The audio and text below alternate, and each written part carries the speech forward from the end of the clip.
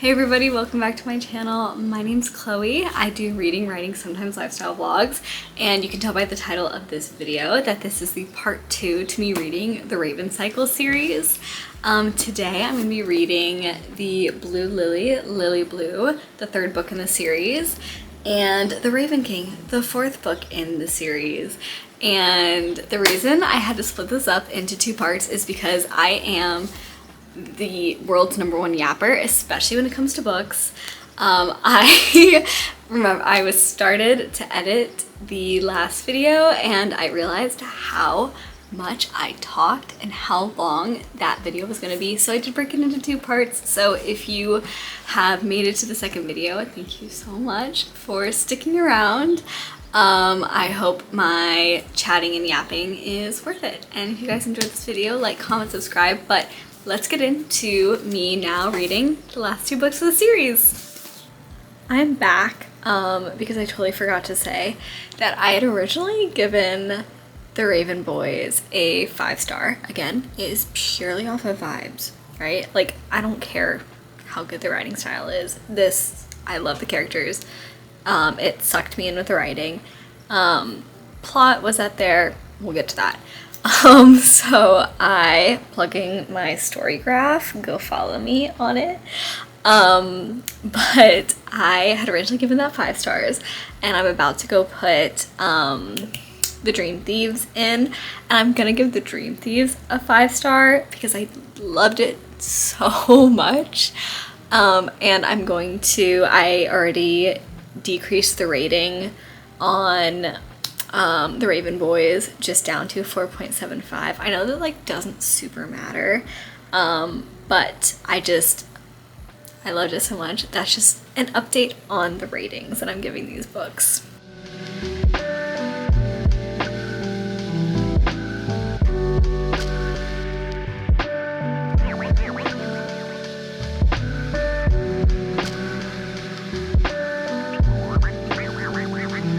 Alright, ladies and gentlemen, let's talk about the first 25% of Blue Lily, Lily Blue.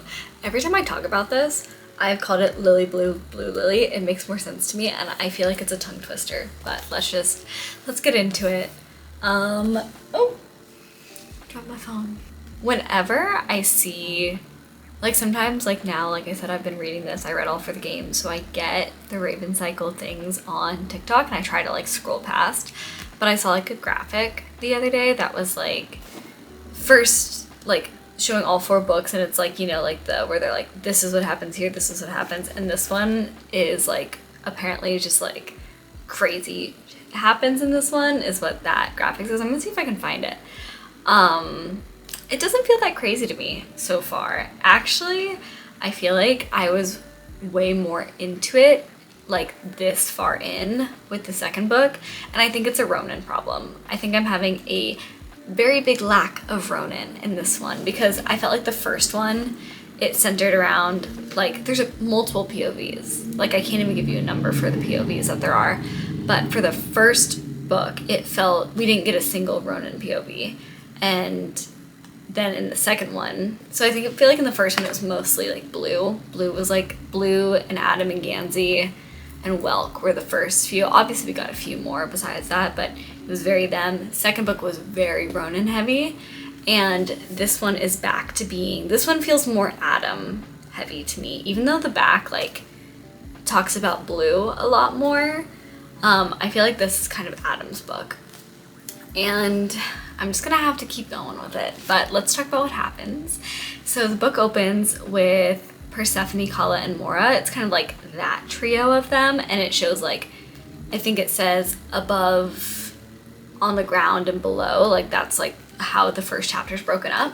But Adam is now Persephone's pupil. He has decided, well, they have figured out like he is the mage in kind of their parallel to Glendower's journey. Kala and Blue are searching for Mora. They're like going through her things and trying to figure out any clues to where she might have gone. And and Mora is down in the caves And she's talking about like how she has no idea how long she's been walking for. She's like, it could have been hours, it could have been days. She wished that she had written on the note, like, please come looking for me if it looks like I'm gonna miss Blue's graduation. Girl, she hasn't even started her senior year yet. And we know that she's been missing for a month at this point. So this woman has been walking in a magical cave for a month straight. And she went down to look for Blue's dad, even though Mr. Gray came back for her, which, criminal. And then we find out through kind of the three of them that there are, in conclusion, there are 3 beings sleeping at the bottom of the cave that Maura is in, and 2 of them should be woken up, 1 of them should not. That's the conclusion that all 3 of them kind of have together, is 1 of them needs to not be woken up. Then our other group, you know, Noah, Blue, Gansey, Ronan, Adam, they go to explore the cave together because that seems like a really smart idea, and they tether themselves together, which, thank God, because Gansey falls through a hole and he thinks like he has kind of like a panic attack. He doesn't even have kind of a panic attack. He says, I'm having a panic attack right now, because he thinks he hears hornets. And so then all the like Adam, actually I just realized Noah does not. Noah does not come on this trip because he's like, I'm gonna go wait in the car. They call him the scaredy cat. But they're all trying to like bargain with Cave's Water. They're like, no, you're gonna give us back Gansey because this is not what we want, and you said you'd protect us.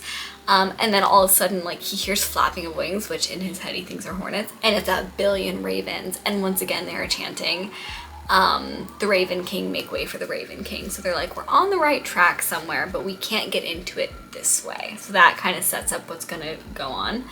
Also, I am begging this boy to bring his EpiPen with him. Oh my God, like, you cannot hang out in a forest. I get it, it's a magical forest, but you cannot hang out in like the forests of West Virginia without an EpiPen. And I'm a little nervous about it because we know that the Camaro, the one that he has now, is the one that Ronan dreamed him up.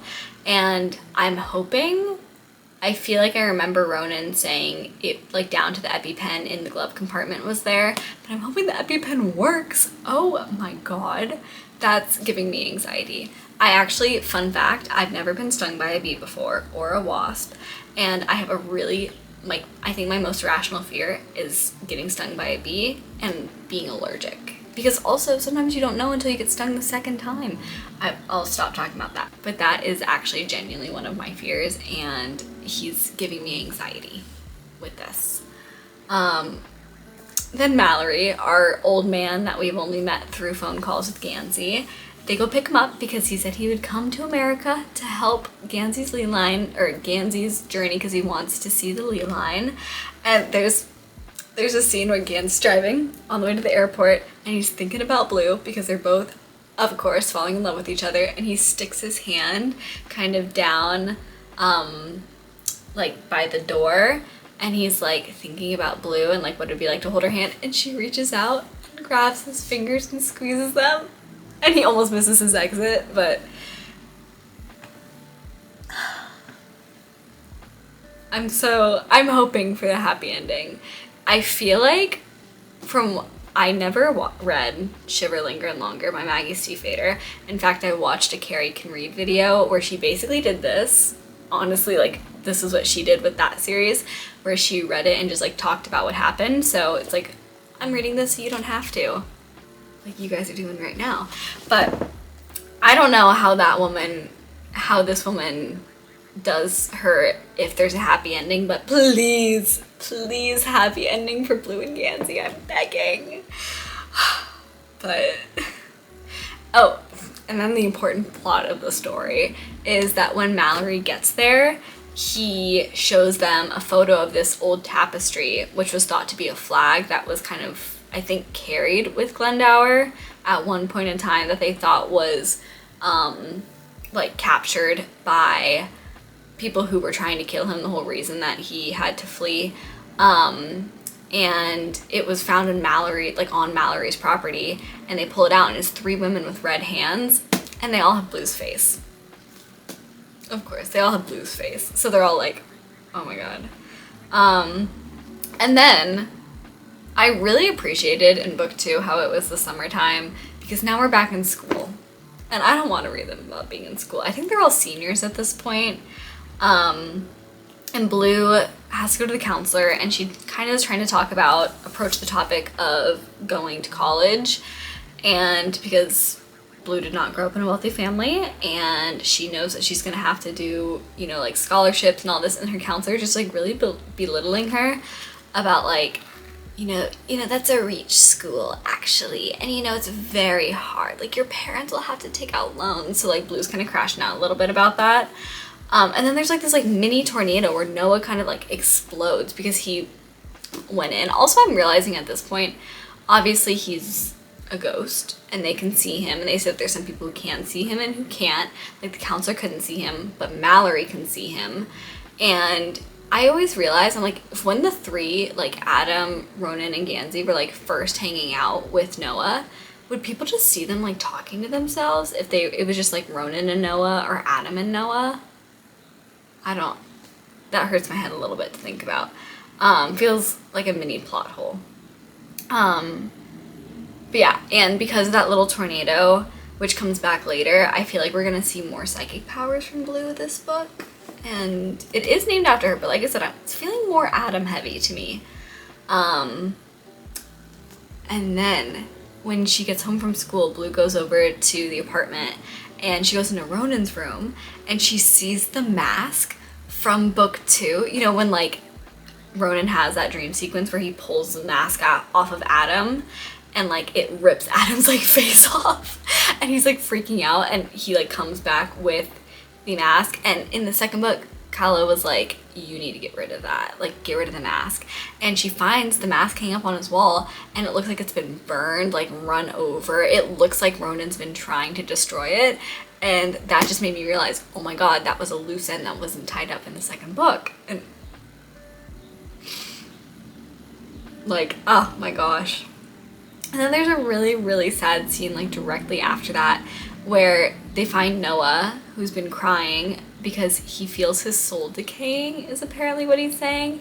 And then Blue tries to broach the topic, like, do you want us to try to lay you to rest? And he freaks out.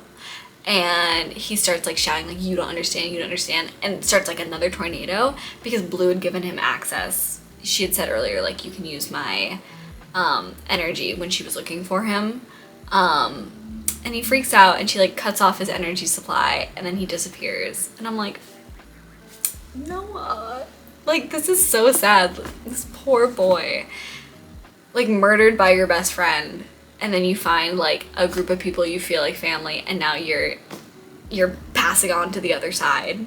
And then that night at Blue's house, this is a lot of Blue actually, a lot of Blue again. I know I keep saying like I think it's more of an Adam-centric book, but we're getting Blue a lot. Blue, Lily, Blue.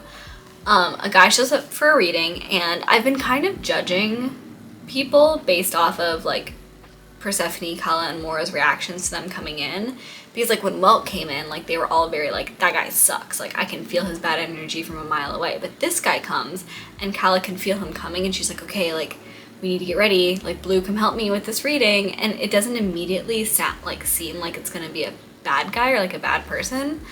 But then he's like, oh cool, like just like a guy in his 30s, like seems really chill, like he's like hola, or like no, Blue says hola and he's like howdy. And they're like, okay, so we're giving you the cards, you need to flip them over. And instead he turns them over, finds the 3 of Swords, starts threatening them as like, where's the one that looks like her, talking about Blue because he's looking for Mora.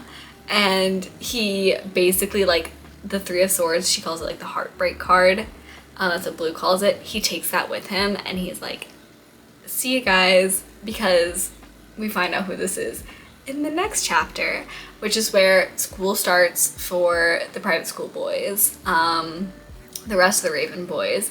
And first of all, we see the dynamic between Adam and Gansey, which is so real, because like in the last book they were fighting like a lot, and between both of their POVs they're just like, god, I hope we're not fighting, I hope we're not fighting. Like Adam's sitting there next to Ronan and he's looking at like Gansey come in and he's like terrified that like Gansey isn't gonna sit by him, which is just so real for like a high school student, you know, like just them both being like, I hope we're okay, even though they like, I just see a lot of myself in Adam, like starting the fights and like being just very angry, but also like longing for that friendship. Oh, I think I just relate to his mood swings a lot. They crave each other's friendship, but they're also worried that they're ruining the friendship by wanting the friendship too much. Anyways, but they get their new super cool, like their new Latin teacher comes in. He looks really chill. He basically, like, Ronan had written a dirty joke on the board in Latin, and he criticizes the grammar. And guess who it is? It's Colin Greenmantle, Mr. Gray's employer, the one who ordered the hit on Ronan's dad. And I don't know if this is just the vibe, but the vibe that I got when I was on, like, in the second book when we just knew him through the phone, I thought he seemed much older. And especially because Mr. Gray had been working for him for like 5 years at least, I think. And he said that he's like in his early 30s now. He like makes a comment about that. So I'm like, so when you were like my age, like 25, 26, like you were hiring people to take hits out on other people? But I honestly kind of feel like, I don't know if I just got the wrong impression from reading him in book 2, but it kind of felt like to me that she kind of, like Maggie, restructured his character in between books, which I think was like totally possible for her to do because, like I said, we only knew him over the phone. Like we never got a visual of him. Even like Mr. Gray didn't have a visual of him. But I feel like she aged him down and made him cooler. And then I also, like in my notes I wrote, I feel like I wasn't vibing with the beginning of this book like I was with the second book. Again, it's that lack of Ronan, lack of my favorite character. I'm sure like a lot of you guys can relate to that. But I'm feeling, because we're kind of introducing the new-ish big bad of the book, because I feel like the last one, Mr. Gray, was kind of the bad guy just because he was working under Colin, like Greenmantle, but Greenmantle was like the bigger overarching bad guy. And now that he's in, I feel like that's still, like, we still have more to tell about Ronan's story, and hyped for that. And then we get a POV from Greenmantle's, and I hate to say it, but divas. Him and his wife I think her name's Piper, and he like is like, hey, like come look at this, and she's like, I can't, I'm in the bath, and you walk into the kitchen and she's like in her underwear like cutting a mango. Just completely, just their dynamic. She writes hilarious characters. Like this guy is like flipping off cows at like the dairy farm they live in. I just like don't know how to describe it. Like that doesn't seem that funny when I say it out loud, but the scene was so funny. But I know like I can't root for him, right? Like I was kind of, in a way, I don't know why, like Kavinsky in the second book, if he hadn't used the F slur, I kind of would have like rooted for him a little bit more, and then he dies. I rooted for Mr. Gray because, you know, I gave him my little diva the benefit of the doubt, and I feel like that's only gonna work out once. I feel like I'm not gonna get the same payoff with Greenmantle and Piper, like Colin and Piper, that I got with him. So I need to be careful. I need to remember that he is the guy who called out the hit on Ronan's dad, and remember that. And then the last chapter that I read to end this check-in, we get more Gansey and Adam rebonding, and there's literally like Adam's like thoughts like please don't, like I'm glad we're not fighting, please, like how do we not fight, how do I not start a fight with him, and it's just them trying to like navigate whatever weirdness happened over the summer to like rebuild their relationship, even though they're kind of becoming two different people than they were in the first book. And then at the end, Gansey says, when we find Glendower, because also Calla made a comment like, wow, I'm really glad you're so close to finding your king. And Gansey's like, oh my god, am I? And Persephone's like, you spent so much time on it. I'd hope you are. But so, you know, we feel it coming. Obviously, the fourth book's called The Raven King, so I feel it coming, potentially, if they are gonna find him. But he says he's gonna ask for Noah's life, which, aw. But I got issues with that because man's been dead for 7 years. Maybe think that through. Literally, he says, do you think that's gonna work? And Adam's like, I mean, no, but can't hurt to ask. But obviously the whole part where a boy who shouldn't die is dying, so you too shall live when you shouldn't. That's like apparently what he heard when he got stung by the wasp, like the hornets, and thought he was dying. I'm like, don't you think it's kind of like life for a life type thing where he died so you lived, so if he lives, you're gonna die? Let's think about that, Gansey. But I can understand him after seeing the absolutely like heartbreaking scene where Noah's like, you don't get it, like my soul's decaying. So sad. But I am now going on a camping trip, and I am hoping, I have a 6-hour drive there and a 6-hour drive back. I'm hoping to finish this. So I might have a longer description, but I don't know. Maybe I'll do a check-in on the trails. We'll see. I'll see you guys soon.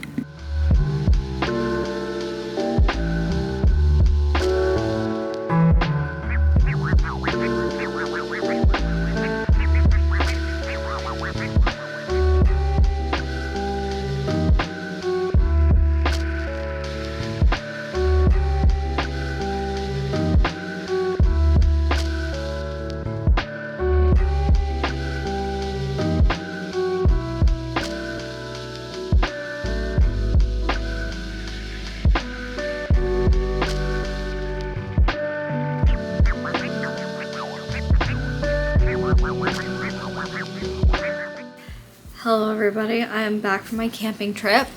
I got some merch to commemorate that trip, and if I look like I've been in the woods for the last 3 days, it's because I've been in the woods for the last 3 days. And this is the best that we're gonna get for the time being, but I wanted to record this really quickly because I am burning daylight, but I really want to keep reading, and I wanted to give like a little check-in before I started reading again. So lock in, because some stuff happened that I thought I'd be more excited about, but I'm just like, I'm a little disappointed. So let's talk about it. So where we left off, Blue, Gansey, and Mallory went searching for the other entrance to the cave, and they find a guy named Jesse Ditley that Blue is like, I feel like I remember his name. It sounds really familiar. I don't know where I know him from, but I know him from somewhere, and she just can't put her finger on it. And he's like this like big hulking like massive man, and he's like, yeah, I got a cave back there. Like all of his dialogue is in caps lock, and it's really funny. But he's like, yeah, I got a cave that curses people. All my ancestors have died in it, and I'm gonna die in it too. And Blue's like, can we check it out? And he's like, yeah. And then he takes her to the cave, and they're like, ooh, this is a cave that we'd like to explore. Mr. Ditley, can we do that? And he's like, I like the looks of you, so no.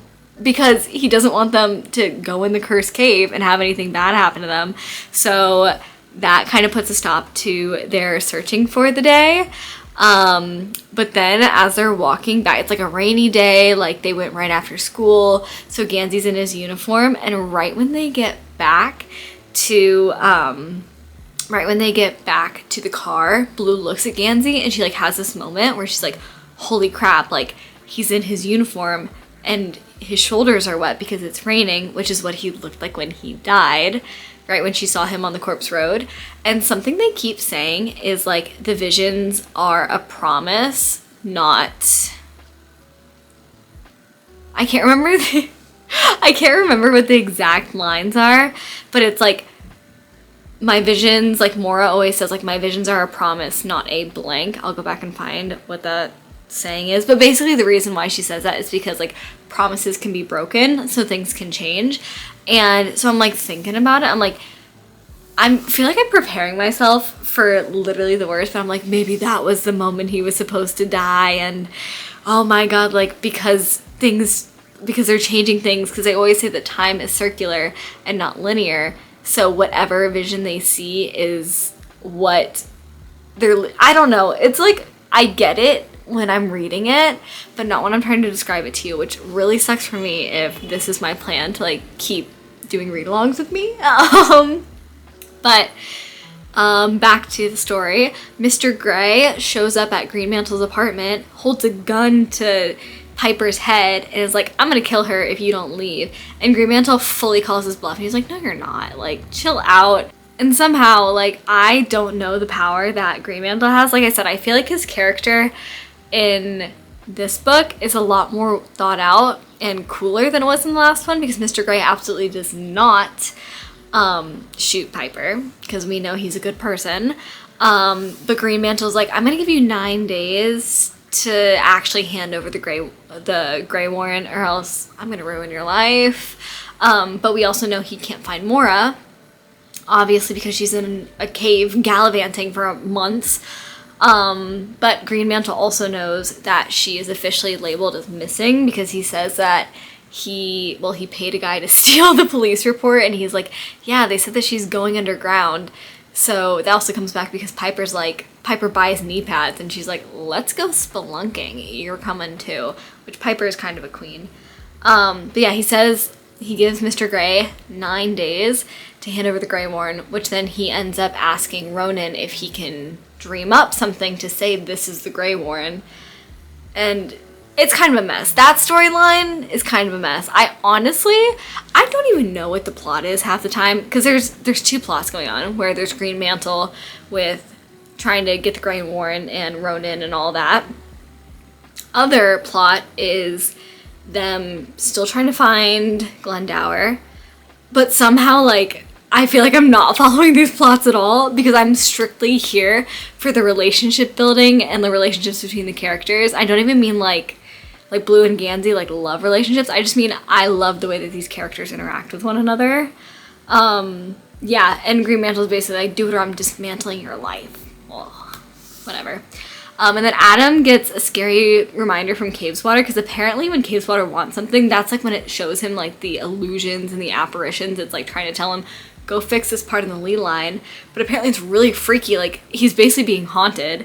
And then all of a sudden, I had another like heart drop moment where you get the like whatever, like the sound of the night terrors from Ronan's dreams. Turns out it's the one from the second book that like helped them destroy Kavinsky's, I think it was a dragon, and he just like hangs out now. He's like kind of like a pet. He hangs out at the barns, and he followed because Ronan's been hanging out at the barns a lot, so whatever they're calling that night terror has just been hanging out with him from time to time. They get into a fight, because Ronan and Adam always get into a fight. It's funny because like he's so concerned, Adam's so concerned with not fighting with Blue and not fighting with Gansey, but he says a line like, it wouldn't do him any good to pray not to fight with Ronan, because as long as Ronan was breathing, they would fight. And that's kind of the same thing that like they said about the brothers, or like as long as both the brothers are alive, like Declan and Ronan, they will fight. And then they like get into the argument, and then when Adam goes like into his car, he sees that Ronan left him like balm for his hands, because in the winter they get really chapped, and I'm like, oh, cute. Then Blue has her moment where she remembers Jesse Ditley's name, because he's one of the guys from the Corpse Road. Like, that's, you know, how at the very beginning this all happened, because she was writing down names for the people along Corpse Road. He's gonna die in a year, and she's like, dang, I can't help but wonder if, you know, he's gonna die because of that curse they told me about, or because now I'm entwined in his life and I'm into some pretty dangerous things. And then the Gray Man, who's been hanging around waiting for Mora to show back up, gave her a little bit of pep talk after she tells him that she shows him the list with all the names, and apparently then he sees Gansey's name at the bottom. And I think this is the first time anybody outside of like Blue's family knows that Gansey's gonna die in the next year. So I feel like, I don't know if that'll come back. With everything that I read, I'm like, this is gonna come back, this is gonna come back, this is gonna come back later. Half the time they really don't. But I'm like, putting the pieces together and connecting things. What's that quote? It's like, I've connected. You haven't connected. Shit. I've connected it. That's me. And then Blue and Gansey have been having some late night phone calls where he steals away to his kitchen slash bathroom slash laundry room and talks to her on the phone for a few minutes every night. And Ronan and Noah both catch them. But then also we get the introduction of some guy named Henry. And there's a very specific chapter where nothing really happens besides introducing us to Henry. And I'll be honest, I've been seeing fan art on Pinterest and I saw a picture that had like 5 boys and Blue, and somebody commented, I'm so happy like you included Henry. I know he comes in later, but people always forget him. Who is Henry? I'm like, I don't know how I feel about another boy being introduced, because I don't know. It's kind of like Kavinsky, where I was kind of thinking Kavinsky might have more of a role at first, and then what happens, Kavinsky just dies. So didn't need to get attached to him. And then Ronan and Adam, I guess they've made up. Ronan takes Adam to the barns, and this is what disappointed me, is that, you know, there's a moment, I think I inserted a clip, where Adam thinks to himself that Ronan has mastered pretending like he's not looking at Adam, and Adam hopes that other people notice, and it's like, yeah, look, Adam Parrish can be wanted. Adam Parrish can be wanted by somebody who could have somebody like Gansey, but instead he wants me. I'm like, so I was actually kind of hoping for a Ronan and Adam, like, thing, but the fact that, like, it came so lackluster, like, it wasn't a big reveal, it was just kind of like an offhanded thought, like, yeah, like, I think Ronan likes me, I hope other people know that I'm wantable. That kind of just, like, it was just anticlimactic for what I was expecting, because in the second book, there's like the part where it goes like, Adam Parrish was Ronan's second secret, and I was like, oh my god, like, that's because in the first chapter they say the first secret and the third secret, they don't say the second secret. And then I read that and I was like, wait, is that like a crush? Like, what's going on? I didn't mention it when I was doing the wrap up because I was like, I don't know if I'm misinterpreting that, and then I guess I interpreted it correctly. But it's just like, I don't know, that was very anticlimactic for me. But it's really interesting because we find out a massive bombshell. So I just read it on my notes app. Massive bombshell that the reason why Ronan has been like going to the barn so much is because he's trying to figure out how to wake up all the sleeping creatures. Because we remember from the second book, he took his mother back to Cabeswater and that woke her up, because that's where she was originally like taken from when like his dad dreamed her up. And he's trying to find ways to bring pieces of Cabeswater to the barns because Matthew, his brother, is one of his dreams. Which, oh my god, I feel like I'm going crazy because I low-key thought, like, because they always talk about his mom, how his mom was like blonde hair, I think she was blue-eyed, and how both Declan and Ronan look exactly like their dad, but how Matthew was blonde hair, like blonde curly hair, and looked everything like their mom and was her mom's favorite. And I kind of thought like maybe he had something to do with the dreams, because they all kind of do, right? Like if both Declan and Ronan came from this mother, then are they not also Niall's dreams? I feel like I'm figuring something out that might be foreshadowing. See, this is what I mean. I'm like, I've connected it. But that was a massive bombshell. And now he's trying to find a way to free him. So just in case anything happens to him. He also says, like, in case. So I'm like, boy, don't play with your life. You are my favorite character. Don't you dare. But he's like trying to figure out if something happens to him, how Matthew can be saved. So that's what he's been experimenting with. And another disappointment is that Adam says this or Ronan says this to Adam. Like, he explains, like, Matthew is one of my dreams. And Declan told me this last week. And I wish we could have seen how that conversation went down. I imagine it was horrifying and probably fists were thrown. And I feel like the reason why this conversation happened just between Ronan and Adam was maybe some relationship building, but I would have rather seen the brotherly relationship between Declan and Ronan, finding out that they're the only two, like, actual related siblings, which I can't even just say, like, actual siblings because Matthew grew up with them, but things are crazy. But I was a little disappointed that I didn't get to see that scene.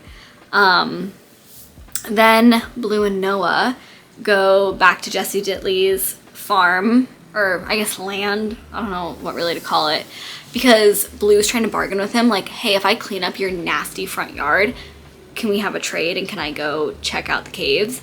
And he's like, yeah, you know what, that sounds okay. And she, like, takes a chainsaw and she's, like, cutting up sofas and things, and Noah has accompanied her and he's, like, trying to help her. And what she doesn't realize is that Jesse can see Noah until Noah starts having this, like, meltdown where his, like, eyes go really black and he's, like, in, like, a trance-like state, and they always say he turns un-Noah-like. And he says, Blue Lily, Lily Blue, and we're like, oh my god, title name drop. I'm waiting for how this becomes relevant, because like I said, I know there's blue flowers all over the barns and the lilies, so maybe that's, like, what he's trying to turn them to? I don't know. But then Jesse Ditley comes and shoves, like, a mirror in front of Noah's face so he sees his reflection, and he starts absolutely, like, freaking out. And this poor boy, I wish they would just release his little soul, because I know he doesn't want that because he wants to be, like, with them and they don't want to get rid of him, but he's just suffering at this point and it's so sad. And Blue even says, like, Noah didn't reappear and, like, Blue didn't know she was ready for him to, and I'm like, it's so sad that all his friends are, like, terrified of him now. But turns out the curse that Jesse was, like, he didn't really tell her what the curse was until now, is that one of the sleepers is in his cave and it makes the people in his family go crazy. And it's like this, like, generational curse where, you know, it happened to his father and the father and before that and then everyone before that and before that. And he's like, it's just a matter of time. And Blue's like, well, what happens when you die? And he's like, oh, I have kids. My wife left me 5 years ago, but they'll be back. I'm like, oh. He's like, they'll be back when I die.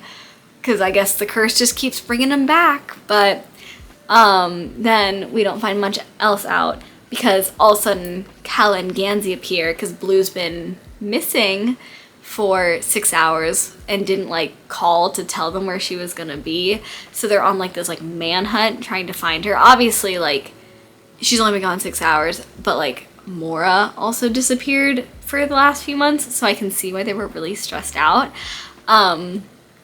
But then also, like, Gansey is just, like, so relieved to have found her, and you're just like, the two of them are, it does feel like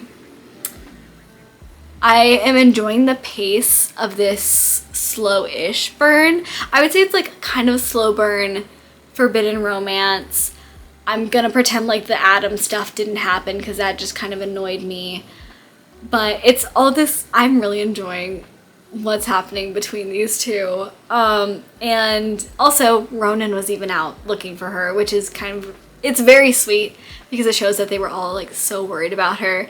And I actually didn't even connect that the reason they were so worried about her just being gone for 6 hours was because her mother had disappeared. But that is where I'm at. I am going to read a little more because I need to recuperate from having probably a total of 8 hours over the last 2 days, which doesn't seem bad, but I also slept on the ground in a tent and it rained on the last day. So I'm going to recuperate a little bit and hopefully I will see you in better lighting and with washed hair. See you soon.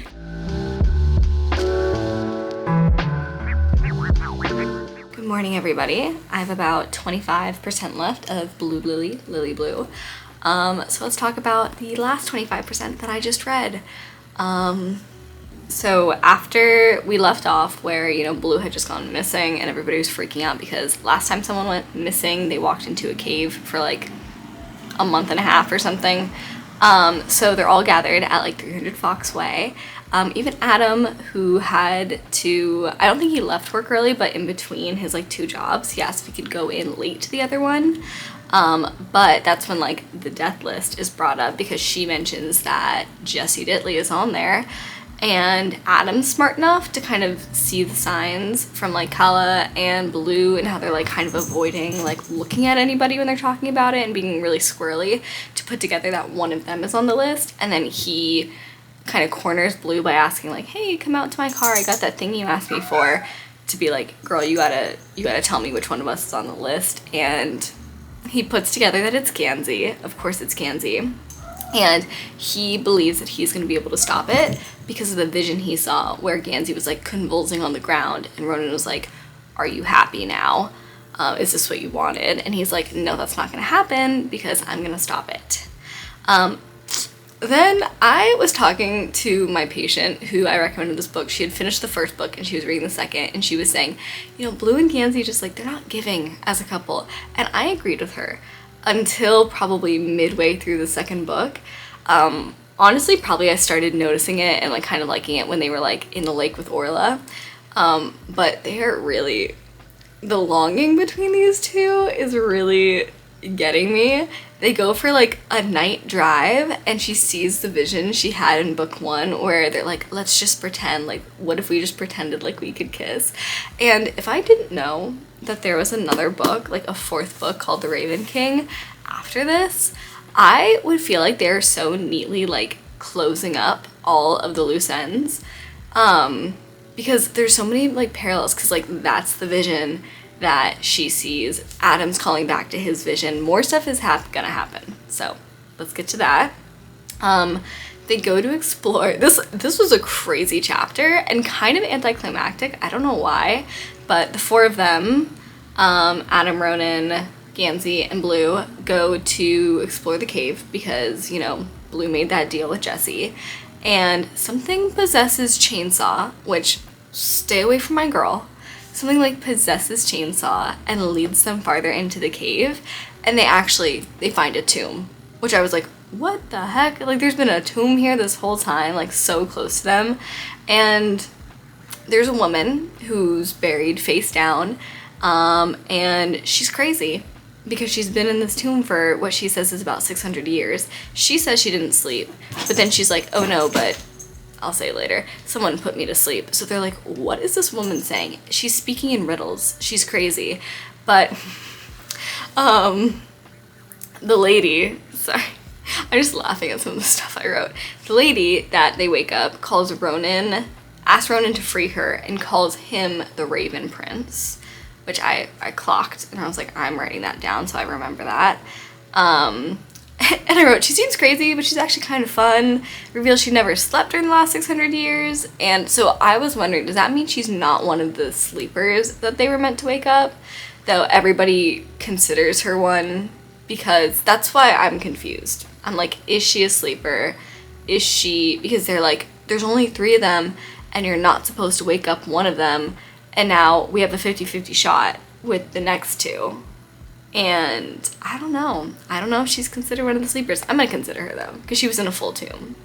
Then they bring, I'm not gonna say her name, I'll say her little nickname in a second, but they bring her back to Blue's house, and Persephone is like, cool, I've been waiting for her. And everyone's like, what do you mean? They're like, well, I've been expecting her this whole time. And so I tend to feel like I said before, I trust Kala and Persephone's vibe check a lot of the time, except for when Green Mantle showed up. Like, they failed me with the vibe check, but I'm inclined to trust this 600-year-old girl. Apparently she's like in her 20s. She looks like she's in her 20s. And they're like, oh yeah, she's gonna be staying with us. She can stay in the attic in Neve's old room, which is crazy. Then she reveals to Blue that it was Blue's dad, Artemis, that tied her up and put her to sleep the first time. And it turns out she is Glendower's daughter. And they think that the grave that she was in was supposed to be one of those, like, I can't remember what they call it, but like a false grave, which I feel like I've heard of with like pharaohs and like Egypt and that stuff, but like something more obvious for when grave robbers are looking for a tomb. It's something that when they find it, they'll stop looking for Glendower's. But yeah, so that's her. Her name's like Gwen. It looks like it's spelled Gwenllian, but then Blue says like, and the double L's were not pronounced at all how they looked. So I'm just gonna call her Gwen if I have to talk about her again. And then Adam and Ronan go to the church because they've had this like kind of side plot going on where they're just like fighting all the time, but they're like, we need to do something about Greenmantle. That's like their whole thing. And so Ronan asks Adam, like, can you find out information about him so I can start dreaming up stuff to get rid of him? And Adam comes up with a plan to frame him for something, like using, so originally when they're like, can Mr. Grey just kill him? Can he just kill Greenmantle? And he's like, no, because he's really smart in the way that he creates like a spider web. And what he means by that is like, you know, if he dies, then the way he gives the example, he's like, if Greenmantle dies, then, you know, Declan will die in a car accident. Gansey's mom will like, incriminating pictures will come out about her. Like, you know, he says like Matthew will become an amputee, basically just showing that like, if he dies, like there's a cascading effect of it's gonna ruin everyone's lives. So they can't just do that. And so they're deciding, let's make a web ourselves with some dream objects for something he wouldn't want to be framed for. And he says, he makes a comment, something about like, you know, if he goes to jail for this, he'll know that like people who do crimes against children like don't get treated well. And I'm like, oh my god, what are they gonna do? So then like Ronan's like, I don't want you here while I dream. And Adam's like, you're being a baby, like I'm just gonna be here while you dream. Because Ronan, you know, like sometimes he brings wasps, sometimes he brings the night terrors. Adam's like, dude, it's fine, like I'll just stay here. So while Ronan's like dreaming, Adam goes and starts like scrying in a flame, and then he snaps back to the situation and he looks over and Ronan's like convulsing on the ground. And then real Ronan, because that's the dream Ronan, real Ronan says, is this what you wanted? Are you happy now? And it's the parallel of the vision that Adam saw in the tree, but instead of Gansey convulsing, it's Ronan convulsing. Like I said, if I didn't know that there's another book, I'd be like, wow, they are wrapping this up quite nicely. And then like they get into a fight and Ronan's like really upset that he saw that, and Adam's like, dude, you're being a baby, it's fine. They've just like continue to fight every time they interact, but then they continuously interact with one another.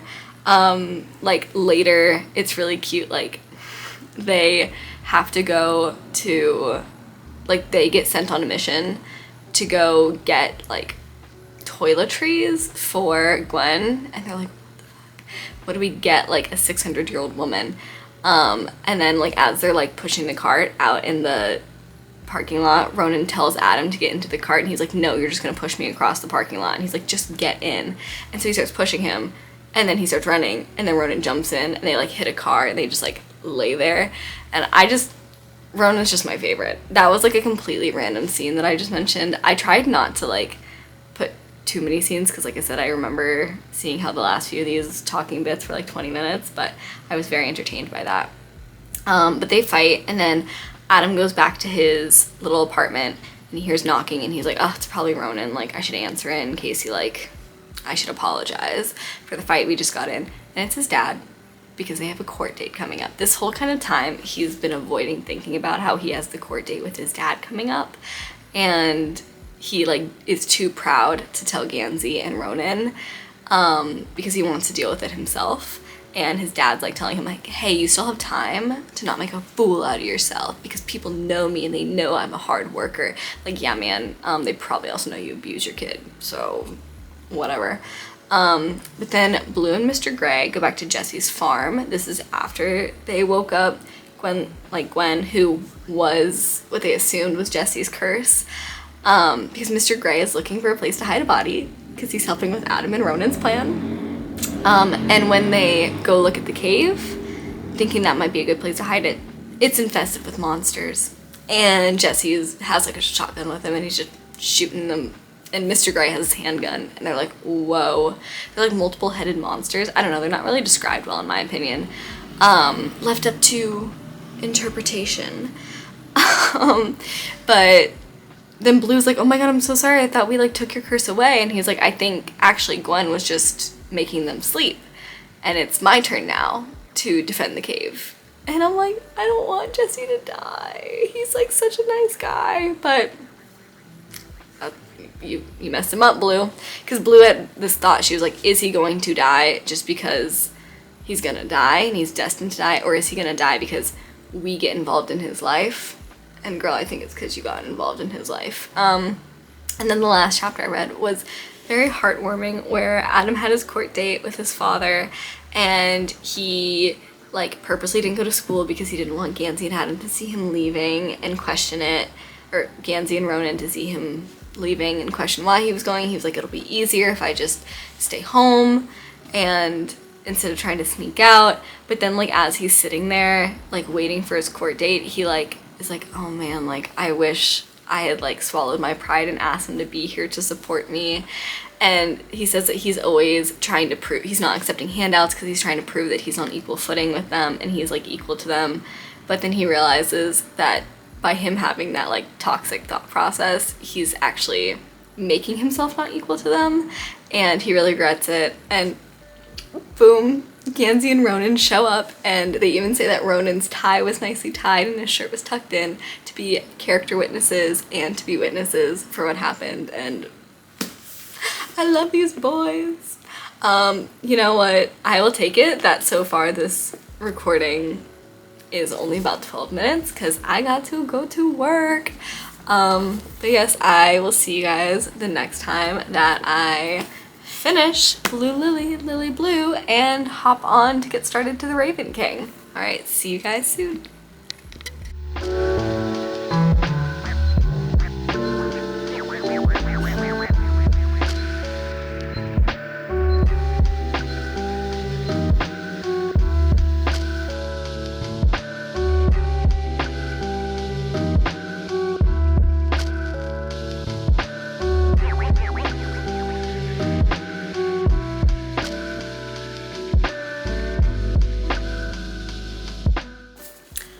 I have finished Blue Lily, Lily Blue.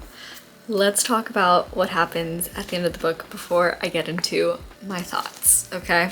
So we left off right after, you know, it was the middle of the trial. We never find out what happened after the trial, but the way that Gansey was like buddy-buddy with the judge, it's assumed that Adam won, and then nothing else comes from it, so we assume he won.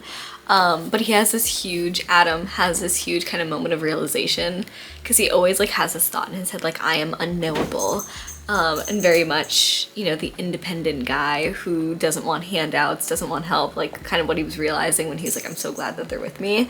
He's like, okay, I need to go fix that caves water thing, and I'm gonna bring Blue and Noah with me. And so he brings them, and he knows that also, the first time he tried to do it, he didn't have enough cash in his car, and he was like, it would be so easy to just go ask another family if they had $5 extra, but he didn't because he was too proud. And then as they're pulling up, Blue hands him $5 and is like, this is my contribution, and he doesn't fight with her, and that is character growth. But he brings them, they basically had to put some water like in a bowl, and he's scrying. I don't know, they always describe scrying as like basically you're leaving your body, your soul leaves your body, so that's like when you're really, really vulnerable. And so he's doing it, and he sees this red door with like a slick oily handle, and he knows that on the other side is the third sleeper, that they're not supposed to wake up. And, you know, he starts like basically dying, and we only know that because Blue has to stab him with her little pocket knife. and bring him back. And they get into a little bit of an argument about it. He does apologize for being an asshole after, but he's like, wow, if I had gone alone, I would have died. So, you know, don't do things alone, friend. So then that like whole section was very Adam centric. I think this is Adam's book. I was thinking about it because the second book is so clearly Ronan's book. The first book I'm gonna guess was Blue's book, even though it was really just like establishing a lot of the characters. I'm gonna say the first book was Blue, second was Ronan. This one was really Adam's book, and then sounds like the Raven King's gonna be Yanzi's book, and we're finally gonna find out his deal, but more about that later. But Adam meets with Persephone outside like a general store. They're like in the rocking chairs. I was imagining kind of like a Cracker Barrel vibe, you know, when they have like all the rocking chairs on the porch, whatever. But he's talking to her. Basically, she's explaining stuff about like the power of three, but like basically she's explaining to him like the power of three and kind of talking about like feeling death because their whole time is circular thing. So she's like, you know, you're at one point and like you're always dying and you're always being born and you're always existing, and hurt my head a little bit. But they're talking about it and she's like, I always thought that if something were to happen to one of us, you would replace us, talking about like Mora, Kala, and Persephone. And he's like, oh my god, are you saying that Mora's dead? And she's like, no. And then he's like, oh, okay. And she sends him inside to buy 2 cherry colas. The first time she wants one, second time they're arguing, and then he goes back in to buy another one because she tells him to.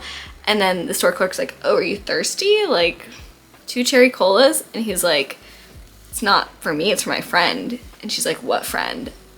Ugh, bum, bum, bum. Turns out Persephone's not there. And Adam's like, oh, fuck. And he realizes that, you know, something bad happened because he then, you know, runs to 300 Fox Way and is like trying to figure out, they're like, where's Persephone? Where's Persephone? They can't find her. He scries in a bowl and is like, oh my god, she's in here. They go upstairs and she's dead. Out of everyone that I thought was gonna die, I definitely thought she was gonna make it out. That's the thing too, like I was thinking about it, like first book, Welk dies. Second book, Kavinsky dies. The Gray Man kills a few people. Who else? Yeah, just like a few people die. And these are, again, scholastic books. But then they all obviously feel this death very deeply because that's like the first one of them to die. And Blue's like saying that there was a time before and after this happened where she realized like death can actually touch them, because of course we know that Yanzi's gonna die. So I'm getting nervous about it. Then afterwards they're like, okay, we have to take a stand. We're all gonna go into the cave. And they're gonna bring Gwen with them. Oh, and also I think it's important to note that they found Persephone like collapsed in between the 2 mirrors that Neve had set up. So I don't know if she went up there to try to like find out more information or what, I don't know. But before the cave adventure can happen, Ronan and Adam go and threaten Greenmantle, and they're like, hey, if you don't get out of this town by Friday, we're gonna release all of this. And they hand him an envelope. In the envelope, a severed hand of a child.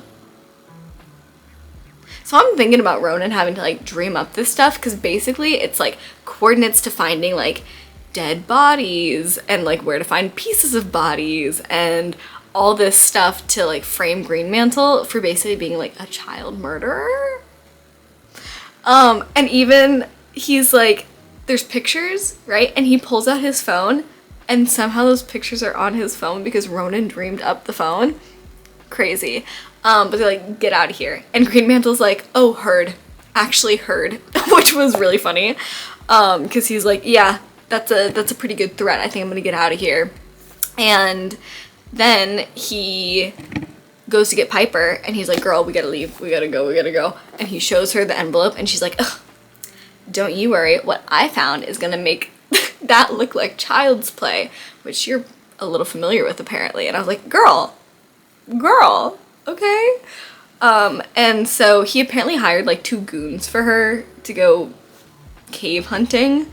And so they take him to Jesse's farm, So it's Green Mantle, Piper, and then the two guys. And Jesse's there, and he's like, oh, they're like, we found this cave, we're gonna go explore. And Jesse is suddenly there. Apparently he wasn't there when they found it the first time, and he's like, hey guys, you can't come in here. I'm protecting you. And they're like, get out of the way, we're gonna do this. And he's like, no, can't let you do that. The gray man shows up. Piper suddenly has a gun and points it at the gray man. They're all fighting. There's a lot of scuffling happening at this point. But of course, what does Piper do? Piper shoots Jesse, and the prophecy comes true. He dies, which was so sad. I really liked him. I had to know he was gonna get got. Just the type of character he was. But it was really sad because it's just like without ceremony. Harper shot 3 times. And you're like, or Piper, not Harper. Piper shot 3 times, and I'm like, no. I do have a question though, because when Jesse was like showing Blue the cave after they took Gwen out, and there were these monsters coming out of it that he was having to shoot, I thought that was going to play a larger role later. It kind of in a little bit of a way does, but I was kind of sad that like how I envisioned it was Piper was going to be like, I'm going to go in there and I'm going to find whatever I want. And then a monster come out and like attack her. That did not happen. But honestly, if she hadn't killed Jesse, I'd have been like, you are a girl boss, because she just gets really mad at Green Mantle. She's like, you always say we're gonna do this together, and then I end up doing it. I end up being the smart one. I end up like being the one who actually does things. And she's like, if you don't want to be here, go. Like, I'll find you later. Bye. And Green Mantle's like, okay, bye. Leaves. And Piper's like, you are my hostages now to the gray man, and we're gonna go explore this cave. So I think the goon's name was Morris, because one of them dies. The goon's name was Morris, and then the 3 of them go into the cave. And then while all that is happening, our original group, our little crew of Blue, Gansey, Adam, Ronan, and Gwen go into the cave. And as they're leaving, the trees are whispering to them, and they're saying, don't wake the 3rd sleeper. Don't do it. That's all they're reminding them. So they go in the cave, and they find like the big crevice that Gansey fell in the first time. And then Adam and Ronan decide that they're going to jump in. They're going to see how far it goes down. And Ronan has brought his things, like his little dream light, or what do they call it? Ghost light. Basically, it's a light source that doesn't need power. But him and Adam jump into the crevice, and they see a bunch of like wasp nests, and they do their little like magician thing, turn them into like raven's nests. When they get to the bottom, they find a cavern of skeletons of just a crap ton of animals, and they're like, oh, it's safe, come on down. So Gansey, Blue, and Gwen come down, and Gwen was being very sassy this whole time. Like, she's very like, I didn't really get it at first, but she's like very resentful of those 600 years she spent in the cave. I get it, girl. It's not what you want. But she's like being sassy to them, and she kind of like reads Ronan, where she's like, oh, I see failures written all over your face, and it looks really good with your eyes. You're like, okay, girl. But she's like referring to him because they have to wake up. The key is that they have to wake up the animals somehow.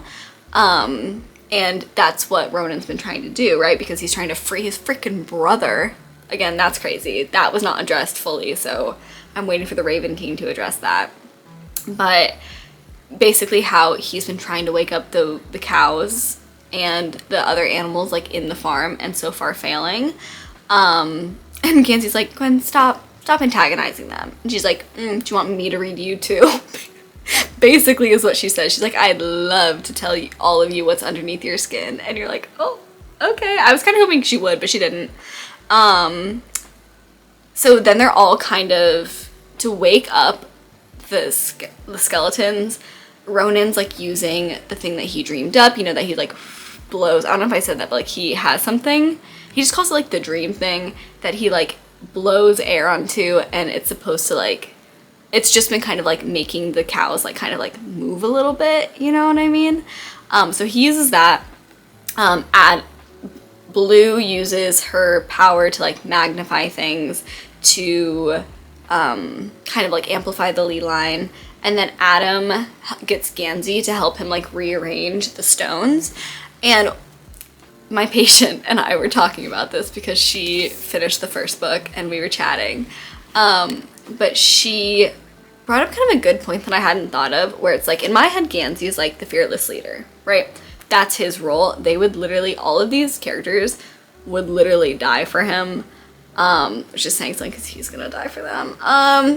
But they would literally die for him. And Blue's the one, like, she says she's not powerful because she doesn't have like an outward psychic ability, but she does have power. Like, Adam sold his soul to Cave's water, and he's one of the magicians, and Ronan's a crazy beast who can dream up things. What is Gansey's thing besides being the fearless leader? Like, obviously he's the key that needs to be there for Glendower eventually, I guess, to wake up, but why? We'll find out, I think, in the 4th book. But yeah, so they basically wake up the bones.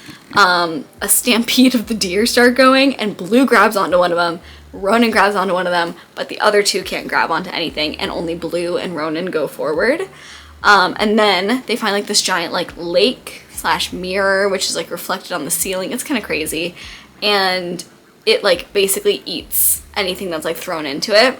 And there's like not even a ripple, they say. So when they go up to the lake, it's basically a giant scrying bowl, and it shows them like horrific things. Like, it showed Ronan his dead dad, and then it shows Blue her mother dead, and Ronan has to like hold her back from jumping in the lake and like trying to pull her out because it's like it's the third sleeper trying to like get in their brains. But then she realizes that because she has some like mirror witch thing going on, that like apparently her and Gwen's like, you and I are the same and whatever, that she realizes it's just like 2 inches of water, and she's probably the only one of the two of them that can cross. So Ronan gives her his light and just like sits down on the shore as she goes, and Blue's like, even though he's gonna have to wait for God knows how long in the dark all by himself, he was willing to do it. And Ronan's my favorite character. And she says to him, hey, you're not such a shitbag after all. And he's like, no, I am actually. So such a cute interaction. I knew they were gonna be besties. I said that from the beginning. They hated each other, but they were gonna be besties. On the other side, Blue finds 2 people and the red door, and the 2 people, I was reading really fast, I'll be so for real with you guys, but they're like crouched down in front of the door, I think trying to prevent themselves from opening it, because the 2 people know that they cannot open it, but the sleeper like goes into their brain to kind of like convince them to do it. And who is it? It's her mom and Artemis. Her dad. And so basically she's like, okay, we gotta go, we gotta get out of the cave. She like ties both of them up because to prevent their hands from like grabbing at the door, because Moira's like, Blue, I don't think I can move. I think if I move at all, I'm gonna open the door. So she ties them up, and they're about to like slowly shuffle their way out of the cave. Blue yells to Ronan like, hey, I'm good. You can go back to Gansey and Adam if you can, and we'll meet outside the cave. And then a bunch of bodies tumble in, and who is it? Piper the Gray Man and Morris. I was hoping they would just get got by the other monsters, but they didn't. A lot of stuff happens in those 10 pages. That's how I feel like all 3 of these books have ended, where the last like 10 pages you get like whiplash. You're like, oh my god. There's a lot of fighting, like Piper's like, get out of here, girl. Like, I am sparing you. Take your mom. Take that weird guy. Get the fuck out. I'm gonna deal with the Gray Man. I'm gonna deal with all this. You can leave. Okay, this is my cave. And then Blue's like, can I just give him a hug first, like, before I go? And she's like, God, that's gross. Like, yeah, give him a hug. So she gives him a hug, obviously cuts his zip tie with the pink pocket knife he gave her in the last book. Oh, there's a blue jay outside my bedroom. That's so pretty. Sorry. Then after that's like untied, they start all fighting, and like Morris apparently is like really strong actually, which I was kind of surprised. Like, this goon was like actually like proving to be like difficult for the Gray Man. And, you know, there's a shotgun and a handgun down there. So they're shooting at each other. They're fighting. The gray man takes a rock and just bashes it against Piper's head. That's basically how it ends. And then they're, like, crawling out. All of them are, like, crawling out of this cave. And Blue's, like, counting them. She's like, okay, Mom. Okay, Artemis. Okay, gray man. Okay, fourth person. Oh, shit. And it's Piper. And so they all keep going, like, crawling up as, like, Piper's shooting at them. And then they get past a certain point and the cave collapses onto Piper. And Blue's like, I wish I could unhear the sound that she made, but drama because, of course, she's not dead. Whatever. The end comes very abruptly. Like, you don't see them reunite. It's basically just, like, them being like, oh my god, we made it out. Okay, cool. Then the next chapter is them literally just, like, dropping Mallory off at the airport, and I was a little disappointed we didn't get to see, like, the reunion between, like, Blue and all of them. We didn't get... Oh, also something that I think was important is that this cave that the sleeper was in, they said that they had dug too far below cave's water, so that's why they were, like, kind of a little squirrely. They're like, okay, it might not protect us anymore, and we could actually get hurt because we're not in cave's water anymore. We're too far under it, and that's where the sleeper is. The third sleeper. But yeah, it was just like a very, very abrupt ending.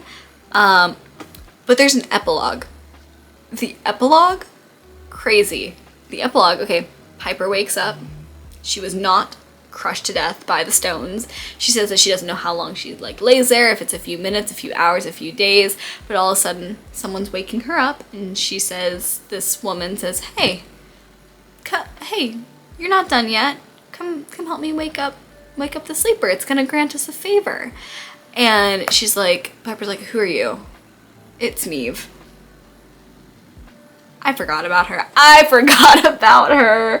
Completely. I completely genuinely forgot about her. Even the fact that, like, Persephone, like, dies in the attic, I think even for a second. I don't even think for a second. Actually, let me correct myself. I don't even think for a second I was like, oh yeah, she collapsed in between the two mirrors that Neve set up. Didn't even think about it, to be so for real with you. But she's like, Piper's like, Neve's a stupid name. She goes, so is Piper. Let's go. And she's like, well, why didn't you just wake him up yourself? They're trying to talk about, like, how the power of 3 is important because Morris is like, oh, like, moaning, but then I think he dies in the middle of it, and she's like, I guess we'll just do it with 2. But when Persephone is waxing poetic to Adam about the power of 3, she mentions that 2 is no good because it's just, like, it just brings murder and violence or something. I'd have to go back and see, like, exactly what she called it. But basically, she's like, no. Let me see if I can find it real quick. Okay, it says 2 is for rivalry and fighting and murder. And so Neve was like, oh, you know, I would rather we could do it with 3, but I guess we'll do it with 2. And then they open the door to the chamber, and there's, like, some alien-looking monster thing in the tomb. And she's like, okay, Neve's, like, about to say, okay, to get the favor, like, we both need to wake it at the same time to get the favor, and she's cut off by Piper going, wake up. That's it. That's the end. Okay. I had a lot of questions after this one, actually. I personally think that this might have been my least favorite out of the 3. Right now, I still give it, like, a 4 out of 5 stars. It was still very much enjoyable. Loved the characters. I just don't think, to me, I thought the last one had, like, way more, like, laugh out loud, like, funny moments. Again, I think it is just because I am such an I'm such a Ronan fan that book 2 really being centered around Ronan. Like, we didn't even get, like, a single POV, I don't think, from him this time. Which is really disappointing because I feel like the first book, even though I think it was Blue-centric, we got Blue, Adam, Gansey, and other people. Second book was mostly Ronan, so I can't really be mad about that. But then this book, I think we, again, got, like, Blue, Adam, less Gansey than before, but I think we got a little bit of Gansey. That might be a lie, actually. Mine have just been mostly Blue and Adam. And Green Mantle, of course. But I think I would still give it, like, a 4 stars out of 5. I also have this opinion that might not be like very popular. I don't know if I know I've said this before. I find that I don't think trilogies need to be trilogies a lot of the time. I think that usually the third book falls the flattest. And I'm starting to realize that even in series that have more books, like 4, I'm really hoping, because if that was just the end, or like that had, I guess I can't really compare that to the ending just because it wasn't the end, but I've liked this book the least, and I'm hoping that the 4th book is gonna really like round out the series for me. There we go. That's my thoughts. I have a few other ones. I still don't understand the name of Blue Lily, Lily Blue. I know that there was callbacks, like in the Barnes, there were those blue lilies that Adam or Ronan was like, oh, of course, like those were dreamed up because they were alive and they're blue lilies. Her name is Blue, and part of that like rhyme, you know, has the blue lily, lily blue, but I assume Maggie wrote that rhyme. Anyways, I just don't really get what the title of the book means. That might be really stupid of me to say, but you know, that's what Google's for. Adam isn't making me mad anymore. He definitely had his character growth in this book. And then I already talked about this, Ronan's still my favorite. I don't know what Gansey's deal is, and I'm really hoping to find it out in the 4th book. And the last 2 things are, again, if Piper hadn't killed Jesse, she would have been girl boss, but for some reason, she's the only, I kind of got this vibe, like, as we were going into it, I feel like she, so far, has been, like, the best of the baddies. Just, like, she's the most entertaining, and she's the one that's, like, actually getting things done. I guess Welt kind of did that when he was, like, he pointed, like, a gun at Gansey, and Gansey, like, somehow didn't die. Actually, I'm remembering that now, but I feel like we're not done with Green Mantle. Green Mantle left too easily, and he, again, out of the bad guys, the antagonist of the series, was kind of the most useless. So I have a feeling he's gonna be back, maybe, but who knows? Who knows? But let's move on to the Raven King. Let me just read the back. Nothing living is safe, nothing dead is to be trusted. For years, Gansey has been on a quest to find the Lost King. One by one, he's drawn others into his quest. Ronan, who steals from dreams, Adam, whose life is no longer his own, Noah, whose life is no longer a life, and Blue, who loves Gansey and is certain she is destined to kill him. Now the endgame has begun. Dreams and nightmares are converging. Love and loss are inseparable, and the quest refuses to be pinned to a path. Bum, bum, bum. I did read the prologue already just because last night I was like buzzing. It was a great prologue. I'm very much excited. The prologue, the last line of the prologue is, or last few lines are, he was a king. This was the year he was going to die. Because you forget about that. You really forget about that, actually. Somehow, that's like the main point of the story. I don't care. I've said this a billion times. I do not care about Glendower. I care about these kids and their relationship. The actual plot of the story is just confetti. Like, it's just whatever is happening. But I will see you guys for another check-in that hopefully won't be 30 minutes long. Sorry about that. This video is going to be so freaking long. But I'm doing it anyways. I put so much work into this. All right, bye.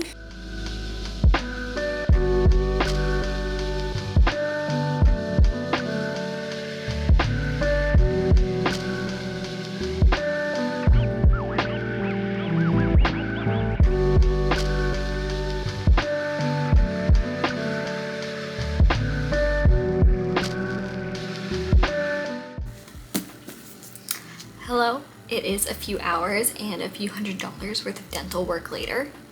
So if I'm talking weird, it's because this part of my mouth is still numb. But I really wanted to get this first 25% check-in recorded because I am flying through this book. I think I am already enjoying it a little bit more than the third book, but let me be real with you guys. It's because Ronan had a POV. But let's talk about it. First of all, I made some predictions when I was, starting this book. Sorry, there's a hair that is bothering me. I made some predictions because I'm still thinking about it. I'm like, okay, I know we're gonna find out what Gansey's whole deal is, but I'm like, but why? Like, what's behind this? Because they bring it up later, but they all have their pieces, and Gansey was the one in the third book that was like able to speak it into existence. Like, he was able to speak to, like, he said, like, wake up or something to the like skeletons that they had to like wake up to get in the caves. You know what I mean? You just watched that part. But so he is like cognizant that he's the one who's spoken into existence, but he's waiting on Glendower to like tell him why. But I'm trying to think, I'm like, is he maybe like a reincarnation of Glendower? Or maybe when they wake Glendower up, do you think they're gonna like, at first I was like, oh, maybe he's gonna try to like take his body and like some rebirth type thing is gonna go on. But then when I was thinking, I was like, but Gwen is her own body. I don't know. So obviously I didn't think very hard about this, but that's where we're at. But let's get into it.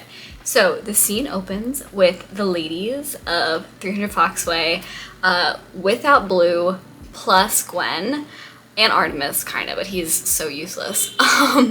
But they're doing like this huge, like, kind of, I don't want to say ritual, maybe it is a ritual, but they're doing like a tarot card reading session where they're like, we need to address the Gansey of it all and like what's going on right now.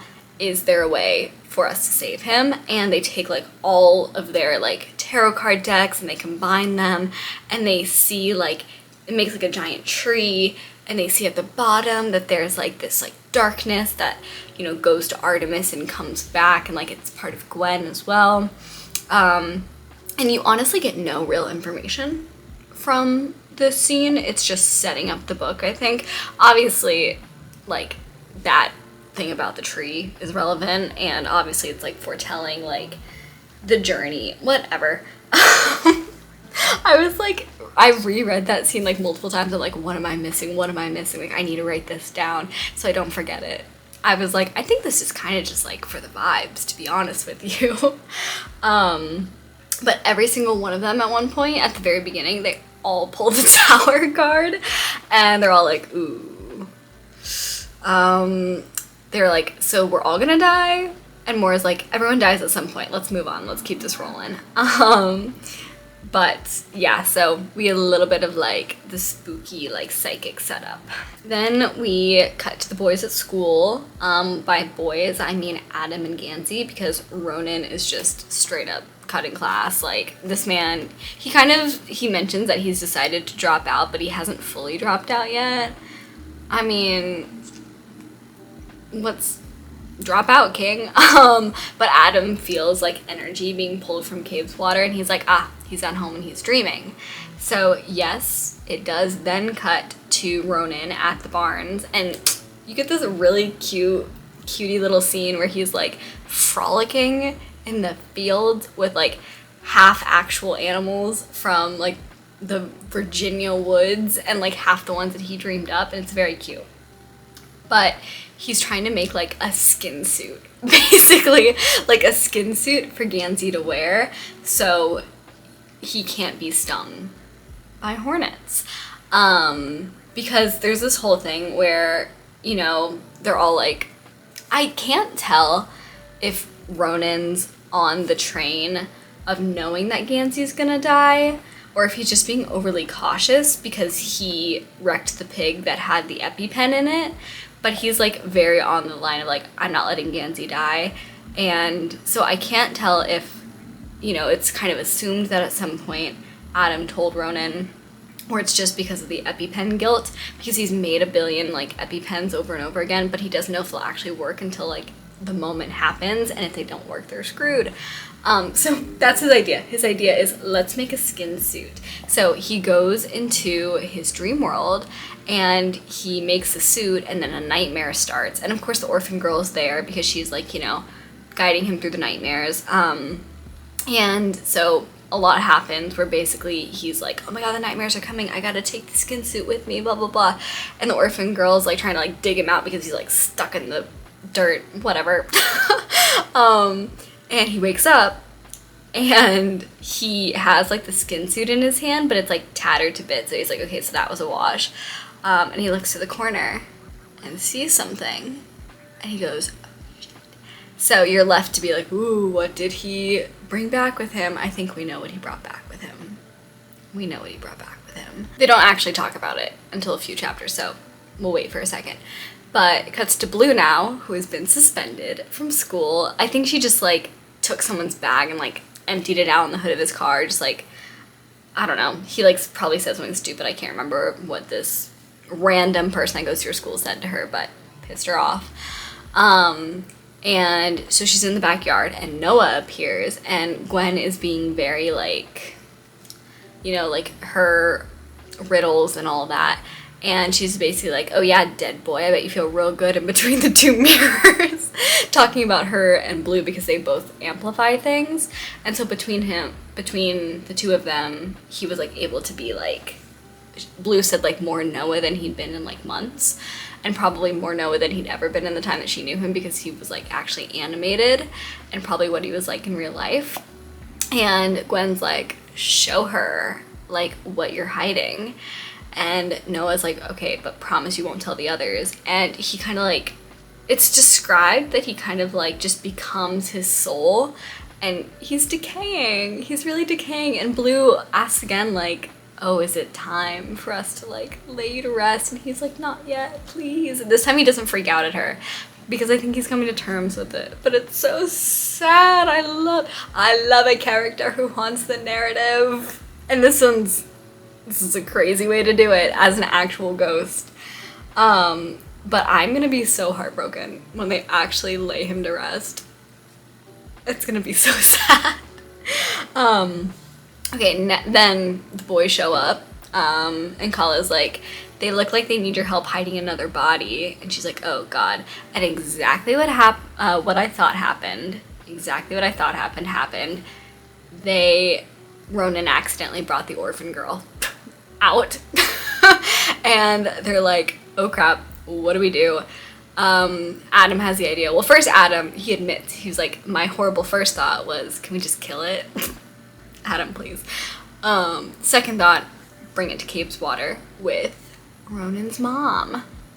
And also, the girl asked to be taken out forever ago, so should have known that was gonna happen. And also, she sounds so cute, but I feel so bad for her because, you know, like Matthew was dreamed up to be like an actual real boy who could like grow. But this little girl, she has hooves for feet. I don't think she's gonna be out in society like anytime soon. So that's like really sad for her actually, because now she just exists in this world and can't do much. That's so sad. But then when they bring her to Aurora, she's kind of like throwing a fit because I think she wants to stay with Ronan, and just like be with him all the time. And they mention the word decay, and Aurora's like, ooh, I should show you guys something. And then she takes them to this tree, you know, imagery in the first chapter with the tarot card reading, that has like this black sap oozing from it, decaying. And then Blue kind of compares it to Noah decaying, and she's like very like stressed out and nervous. No, I'm so sorry, the lighting. I'm just gonna do this for the next 10 minutes. But she then but then Gansey has this moment where he's like regretting hiding his love of Blue because she's the type that needs like physical touch for to be reassured, and he's like hiding it from Adam. He's like, because I'm too much of a coward to tell Adam and ruin the friendship. But Adam said in the previous chapter, he's like, I should probably talk to Blue about how she's hiding this like secret relationship with Gansey. Like, I know. Like, I know.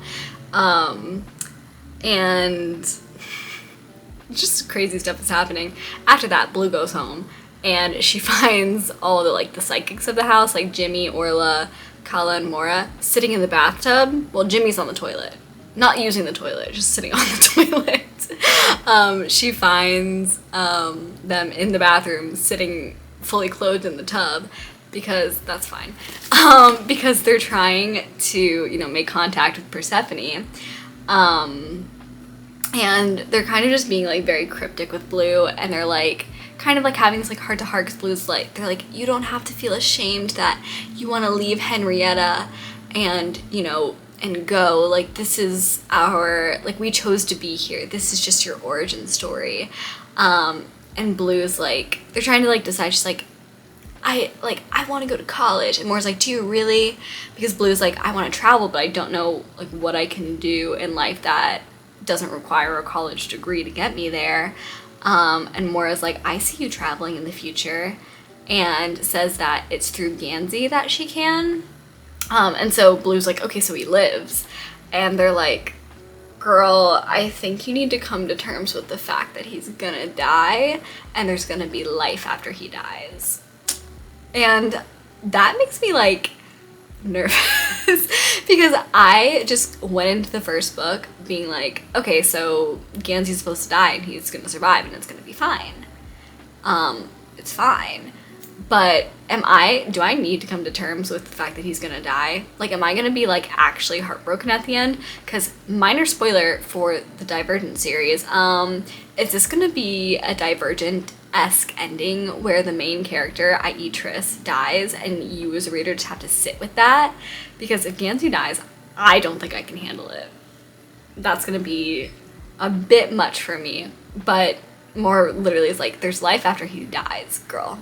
You gotta get it together and figure out what you want to do with that, because it's October at this point, by the way. He's supposed to die before April, and he keeps having these instances where he's in his uniform and all of a sudden, like, he gets, like, something wet splattered on his shoulders, which is how he looked in Blue's vision of him dying. Or, like, when he was on the corpse road, is he was wearing his uniform and his, like, shoulders were splattered with, like, rain. And so she's seen him like this multiple times, and she's like, he could have died right next to me and I wouldn't have been prepared. Because I can't remember exactly what happens, but something like, I completely forgot. While they're at the tree, basically the tapestry, the image that had 3 blues, like Blue in her face with the red hands, start, like, coming towards them. I don't know, it's very threatening. But basically Gansey stops it by just saying stop, again with the speaking into existence, and he gets splattered with water, and Blue's like, oh my god, like, he could have died just then. Alright, enter the villain du jour. It's a set of triplets that all go by the name La Monnier. I think that's how you say it, La Monnier, which we find out one of them is Piper's dad. It's very hard to read that. Like, that chapter was a little bit trippy because they all have the same name, and they're like, it doesn't say, like, he, it just, like, every time it's referring to one of them, it uses that name, and you're like, what is going on? But one of them gets possessed, and the voice starts speaking through them, and it's Piper, who is one of their daughters. And she's basically saying, like, hey, come on down to Henrietta. I have a huge artifact that you are going to have to help me, get out. And they're like, what about Greenmantle? Because they hate Greenmantle. I can't tell if it's just because he stole Piper away, but also they mention that he murdered one of their suppliers, like their best supplier, over, like, an object that doesn't exist. And they're talking about killing Niall Lynch for the Grey Warren.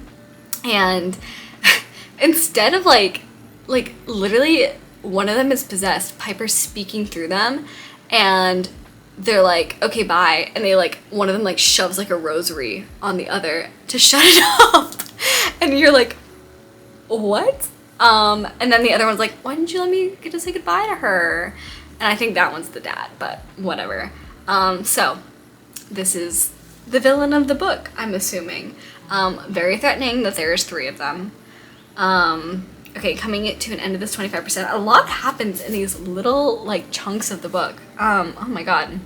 So, and I'm actually leaving a lot out, actually. So something called Raven Day arrives at Aglionby, and we find out that it was Noah who started the tradition, and it was basically he had this dream of a bunch of like ravens like fighting within him, and so it's like one of those like basically like field days, and something I guess that they do to like get pictures for to get like pictures for the brochures that they send to families or whatever. And then Adam leaves for a second, which I'll explain why in a second. And Gansey just starts to have like a mini panic attack because he feels like he can feel the hornets again, and all of a sudden like all the ravens, because it's people like with raven, like I think it was signs or paper maches, anyways, like fighting in the courtyard as like a fake battle, and he's like freaking the fuck out. He's like about to have a panic attack like the one he had with Mallory when he like collapsed to his knees, and Henry saves him by giving him like a cold water bottle that like snaps him back to attention. And then in the meanwhile, Adam's dealing with his own thing where he left because he felt like he got something in his eye, and so he goes back into the theater that they were at and goes into the basement to the bathrooms, and he looks in the mirror and his eye starts going like haywire. It like reads like this like horror movie where he's like, he blinks and he's looking at himself, he blinks again and his eyes are like spread apart, and he blinks again, and then it starts like moving and this shadow starts coming to get him. So he's like, Caves Water, come save me, rude, come save me please. And the mirror shatters, Caves Water's there, and it's telling him like, turn on the water, don't let the shadow touch you. He turns the water on, and then he jumps onto, it doesn't really matter, he jumps onto the counter, the water overflows, it hits the shadow retreats, and he's like, dude, what the heck, why did it take you so long to save me? And Caves Water shows him like just some visions, and he realizes it's because both him and Caves Water were getting attacked, and we know that Gansey was also attacked kind of at the same time. So that is where we're at. I had to do another check-in today because I want to try to get to 50% by tonight. That is horrible lighting. But I feel like I'm just reading this so quickly because I want to know that Gansey is okay and that Gansey survives. Like, I just need to know. I also, this is very random, I was on Storygraph, or was it TikTok? Or was it Pinterest? Anyways, I got something like Ronan Lynch related, and it was like a quote or something, and somebody like tagged it like a weird title, and I looked up the title of the book, let me find it, and it's another book that has Ronan in it and completely new characters. So obviously I don't want to read the full synopsis of it just because I don't want to spoil anything that could happen. Oh, it's called Call Down the Hawk. So maybe I've gotten myself into something. I have gotten myself into something by reading this. But you know what? I will say, I think it has done the job of cutting down my obsession with All for the Game by at least, I'd say like 25 to 50%. I am still consuming copious amounts of fan fiction and refreshing AO3 multiple times a day, but it's giving me more peace to wait for the 6th book and then the prequel and Kevin's 2nd book. So I think this is doing exactly what I wanted it to do by tying me over. So I will see you guys again soon.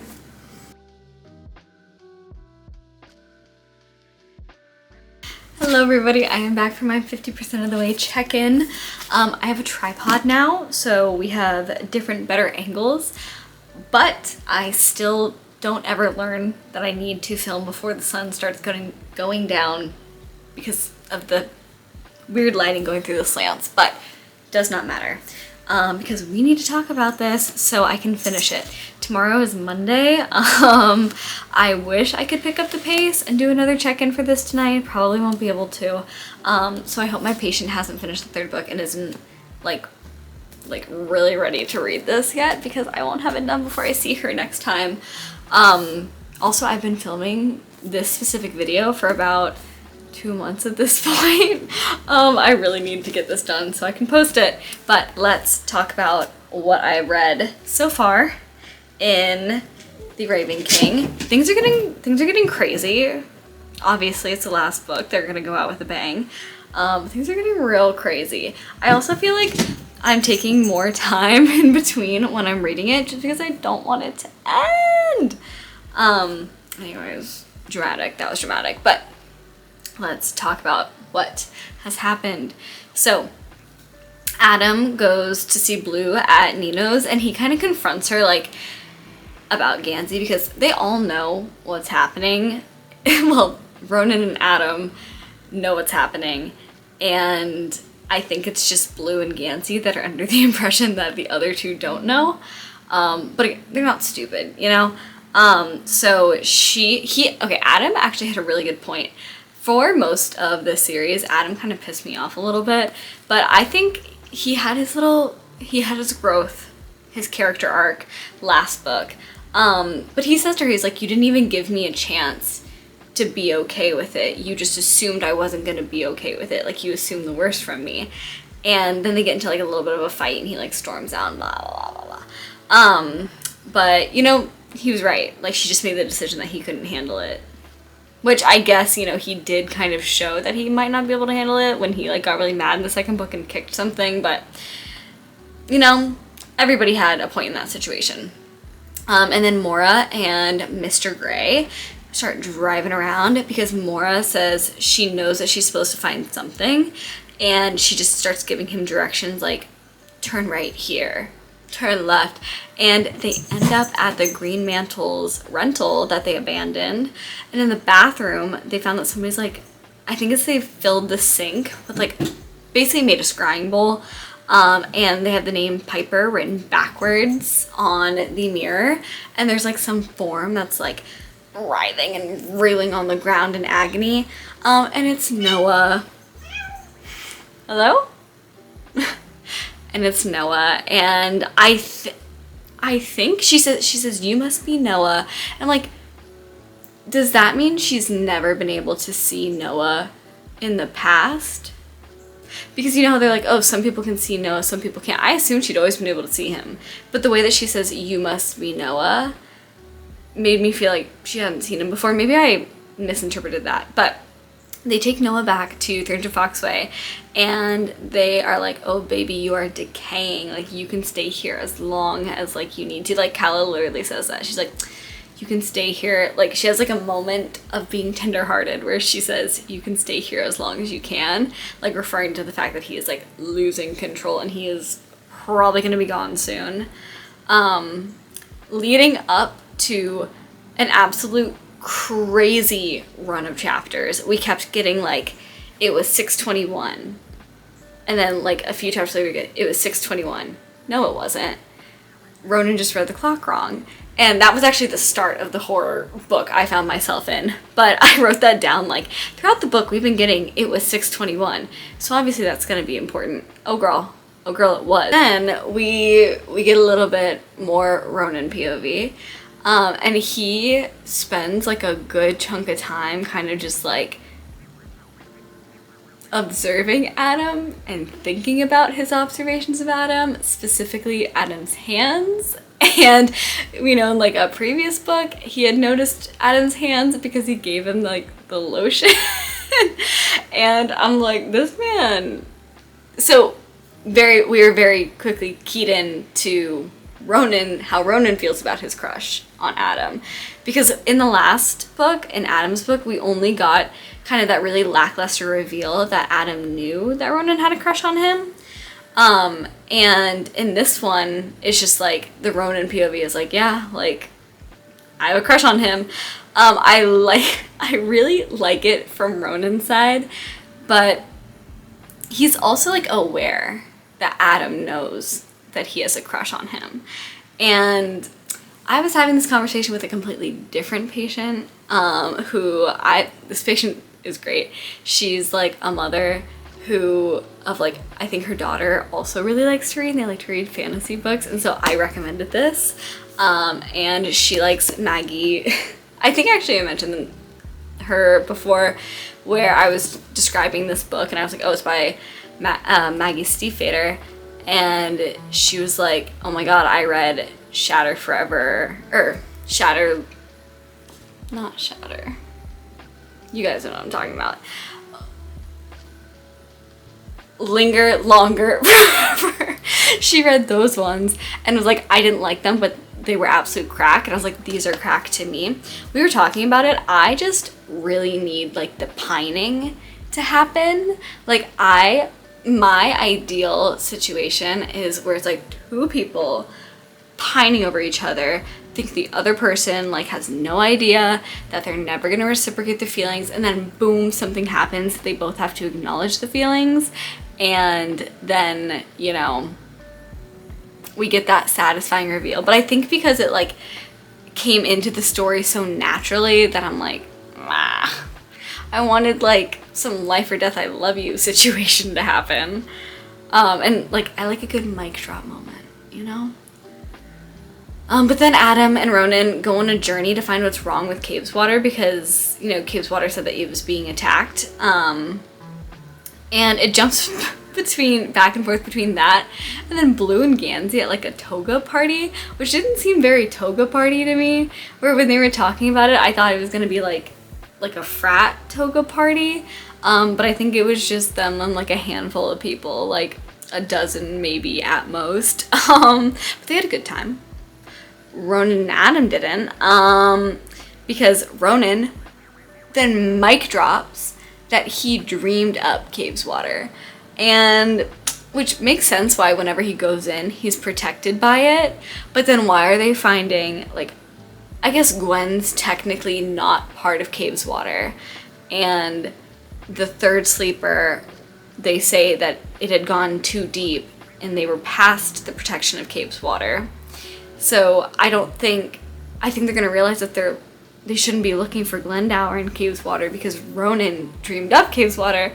But then then Adam's like, dude, what? Like, I made a deal with you, or I made a deal with Cabeswater. Does that mean that I have a deal with you? And Ronan's like, I don't think Ronan understands it either. And he's like, no, because like this is a new kind of entity. Can you tell a lot of stuff is happening? I'm sorry, I'm probably not explaining this well. This is probably not cohesive. But they went also because they're like, we need to get Orphan Girl, which they're still calling her Orphan Girl, because they feel like something's wrong, and Ronan's like, I want to go get her.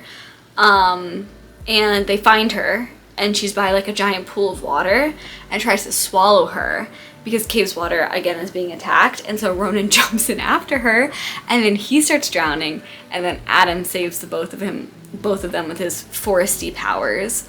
Oh my god.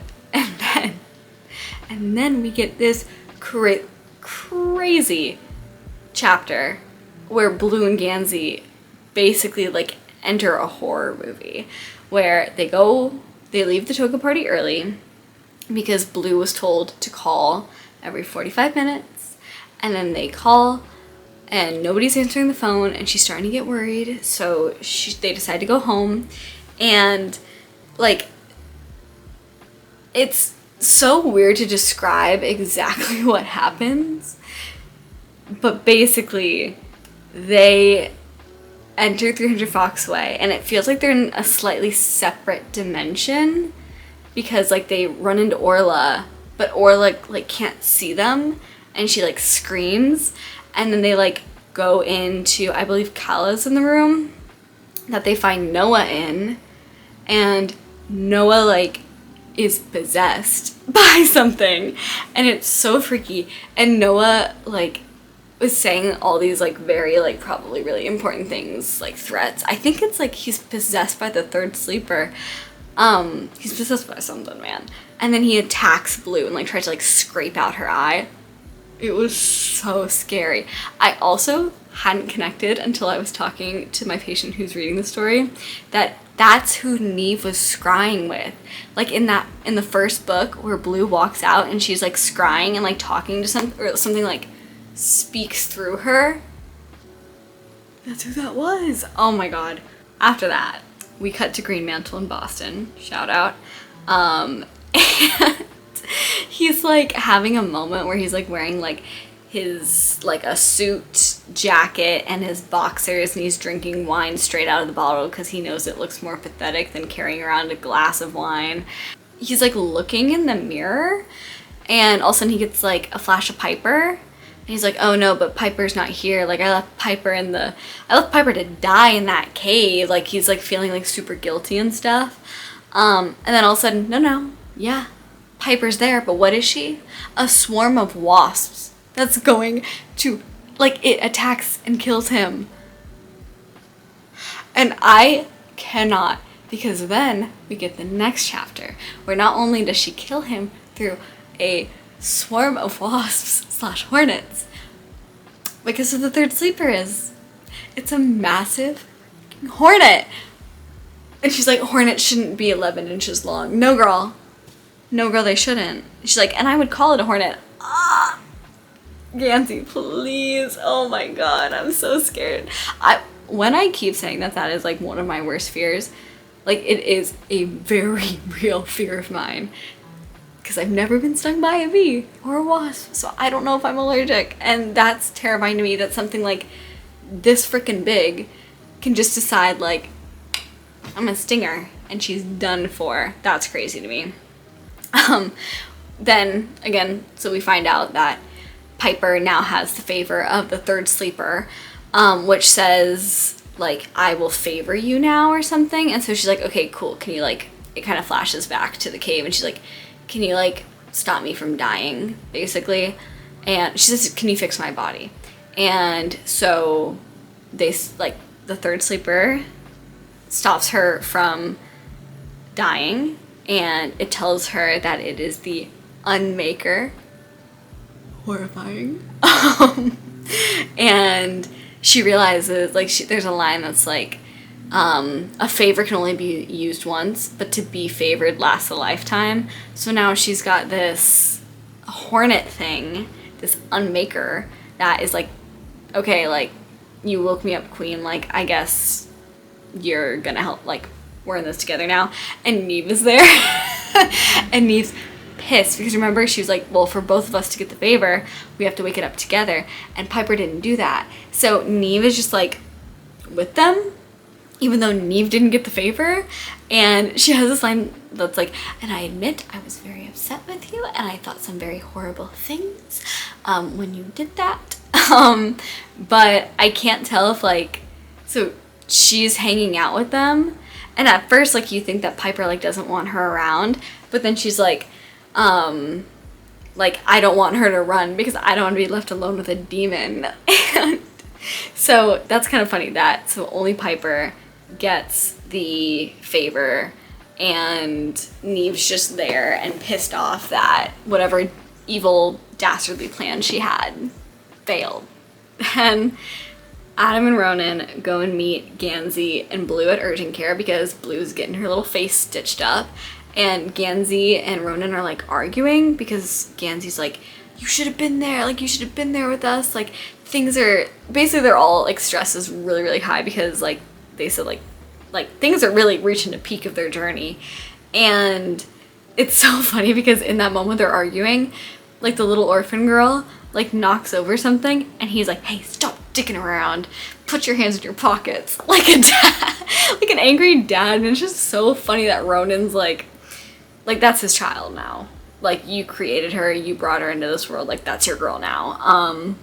And then Gansey has this moment where he's like, okay guys, I cannot keep asking you to do things for me, and be honest, if I'm not been honest with you, Blue and I are together, and I can't look at her with these stitches on her face and not comfort her because I'm scared of what you guys think. And Blue's kind of like, and he like grabs her hand, and it's so cute. But then obviously Ronan, well, they start holding hands and Ronan says, ugh, gross. And Adam's like, thank you for telling me, because he already knew. But so then it feels like things have kind of reconciled a little bit. We get a cheeky a cheeky little Declan chapter where it says, like, the line I feel like was kind of foreboding. It says, depending on where you began the story, it was about Declan Lynch. And what do we find out? We find out he is still dealing in his father's business. And so his, like, main people that he sells to were Colin Greenmantle, what are they? The Lumen whatevers. Piper's dad/dads.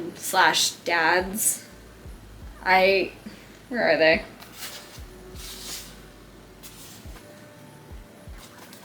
Y'all know what I'm talking about. They haven't been mentioned since the last time I talked about them. Them, and then a woman from Korea, like a Korean woman. And she basically calls him, because he's living in DC now, and says, like, hey, I just want to let you know, you've got some wolves in Henrietta. Because it's no longer, like, Greenmantle's territory. And he's, like, he tries to get, like, more information out of her, but you don't really get a lot from him in that chapter. But the next chapter, the one that I just ended at, was kind of the interesting chapter, and I don't know how I feel about it, to be very honest with you. So it is a Henry Chang heavy chapter, told from Gansey's point of view, where he's like, hey, Gansey, like, Gansey boy, like, I found something very Gansey-like that I think you'd be interested in. And Gansey's like, he just, like, this boy wants to be known, he wants to be seen, so he kind of, like, goes with it, because he mentions that a lot of people, like, listen to his surface level interest, like the teachers who know he's looking for the Welsh King, or Glendower, the people who know he's, like, been to multiple countries searching for this thing, and he's like, usually people fail, but he was, like, really interested in what Henry had, and Henry takes him into the basement of the building they're in, and they find, like, a little, like, kind of trap door, and he opens up to him about how, and, like, it's, like, a little tiny room that the two of them, I think, can get into. It's something about, like, what's it called, a priest hole or something? Time. But, so he basically is, like, he opens up to him about how he was, like, kidnapped as a kid, and how his mother literally, like, haggled with the kidnappers because she was like, I'm not going to tell people that they can steal my kids when I'm from behind my back, and I'll pay them, so this is never going to happen again. And then when they, like, make Henry, like, tell his mom on the phone, like, what they're going to do to him if she doesn't give the money, and she's like, well, I don't take damaged goods, like, I don't pay for damaged goods. When he was, like, 10 years old, oh my god. But basically he opens up about his trauma and how when he was, like, kidnapped, he was put in one of these little, like, tiny hole-esque things, and so he had a really, really, really hard time with, like, enclosed spaces like that for a really long time growing up, but he overcame it, and he's like, I don't like seeing people being scared. And he's, like, kind of referring to Gansey's, like, panic attack that he had, like, on Raven Day. And they have, like, a very cute touching moment where he's like, I'm gonna help you face your fears. Puts a bee in his hand. And you're like, okay, buddy, what are you doing with this? What are you doing with this? I didn't remember this, but then Gansey does remember after a little bit of, like, back and forth of, like, Henry kind of walking him through his panic attack, where he's like, oh yeah, Henry Chang's family makes robotic bees. Like, that's, like, his thing. That's how they introduced him. And he realizes, or Henry reveals to him, that this was a dream bee. They got 2 dream bees, right? From Declan Lynch. Henry Chang's mom is the Korean woman who Declan was talking to in the previous chapter. And so apparently they have the one dream bee where his dad is recreating them with non-dream parts, and one for Henry so he can remember his purpose, which apparently his purpose is for, like, him to be at Aglionby, so when his mom needs something from Declan, she comes to visit him to pick it up, and he's supposed to, like, spy on Gansey or, like, get intel from Gansey for something. And so Henry's kind of proposing, like, you know a lot of things about me, tell me things about you, like, let's work out an agreement. And unless Henry plays a vital part to the end of this story, and it couldn't have been done without the addition of his character, I don't know how I feel about them adding him last minute. I think it is because I'm so attached to Noah. Like, I don't need you to to replace Noah, but it feels like the late addition. I feel like maybe if he'd been introduced in book 2, I know he was kind of introduced in book 3. I guess he probably wouldn't have had any purpose in book 2, but I don't know. I don't like the last minute addition of him like joining the group in book 4, but he had a really, really good line where it was, I'm overfull on secrets and underfed on friends, because he seems like maybe a genuine guy who's just looking for friends. Or, you know, I hope I'm not going to fall into that trap because I've seen fan art with him in it. And so hopefully he won't do that to me. But also he was like, he knew about like kind of all the secrets of what was going on. And he literally said, he was like, I was trying to get a read on you. He's like, I didn't say anything for the longest time because I was trying to get a read on you because I knew Kavinsky had something going on. But he was a weirdo. He was a creep. So I wanted to make sure you weren't a creep before I became your friend. And that is so valid. But that was it. I've got 50% left to go. I'll see you guys next time. Bye.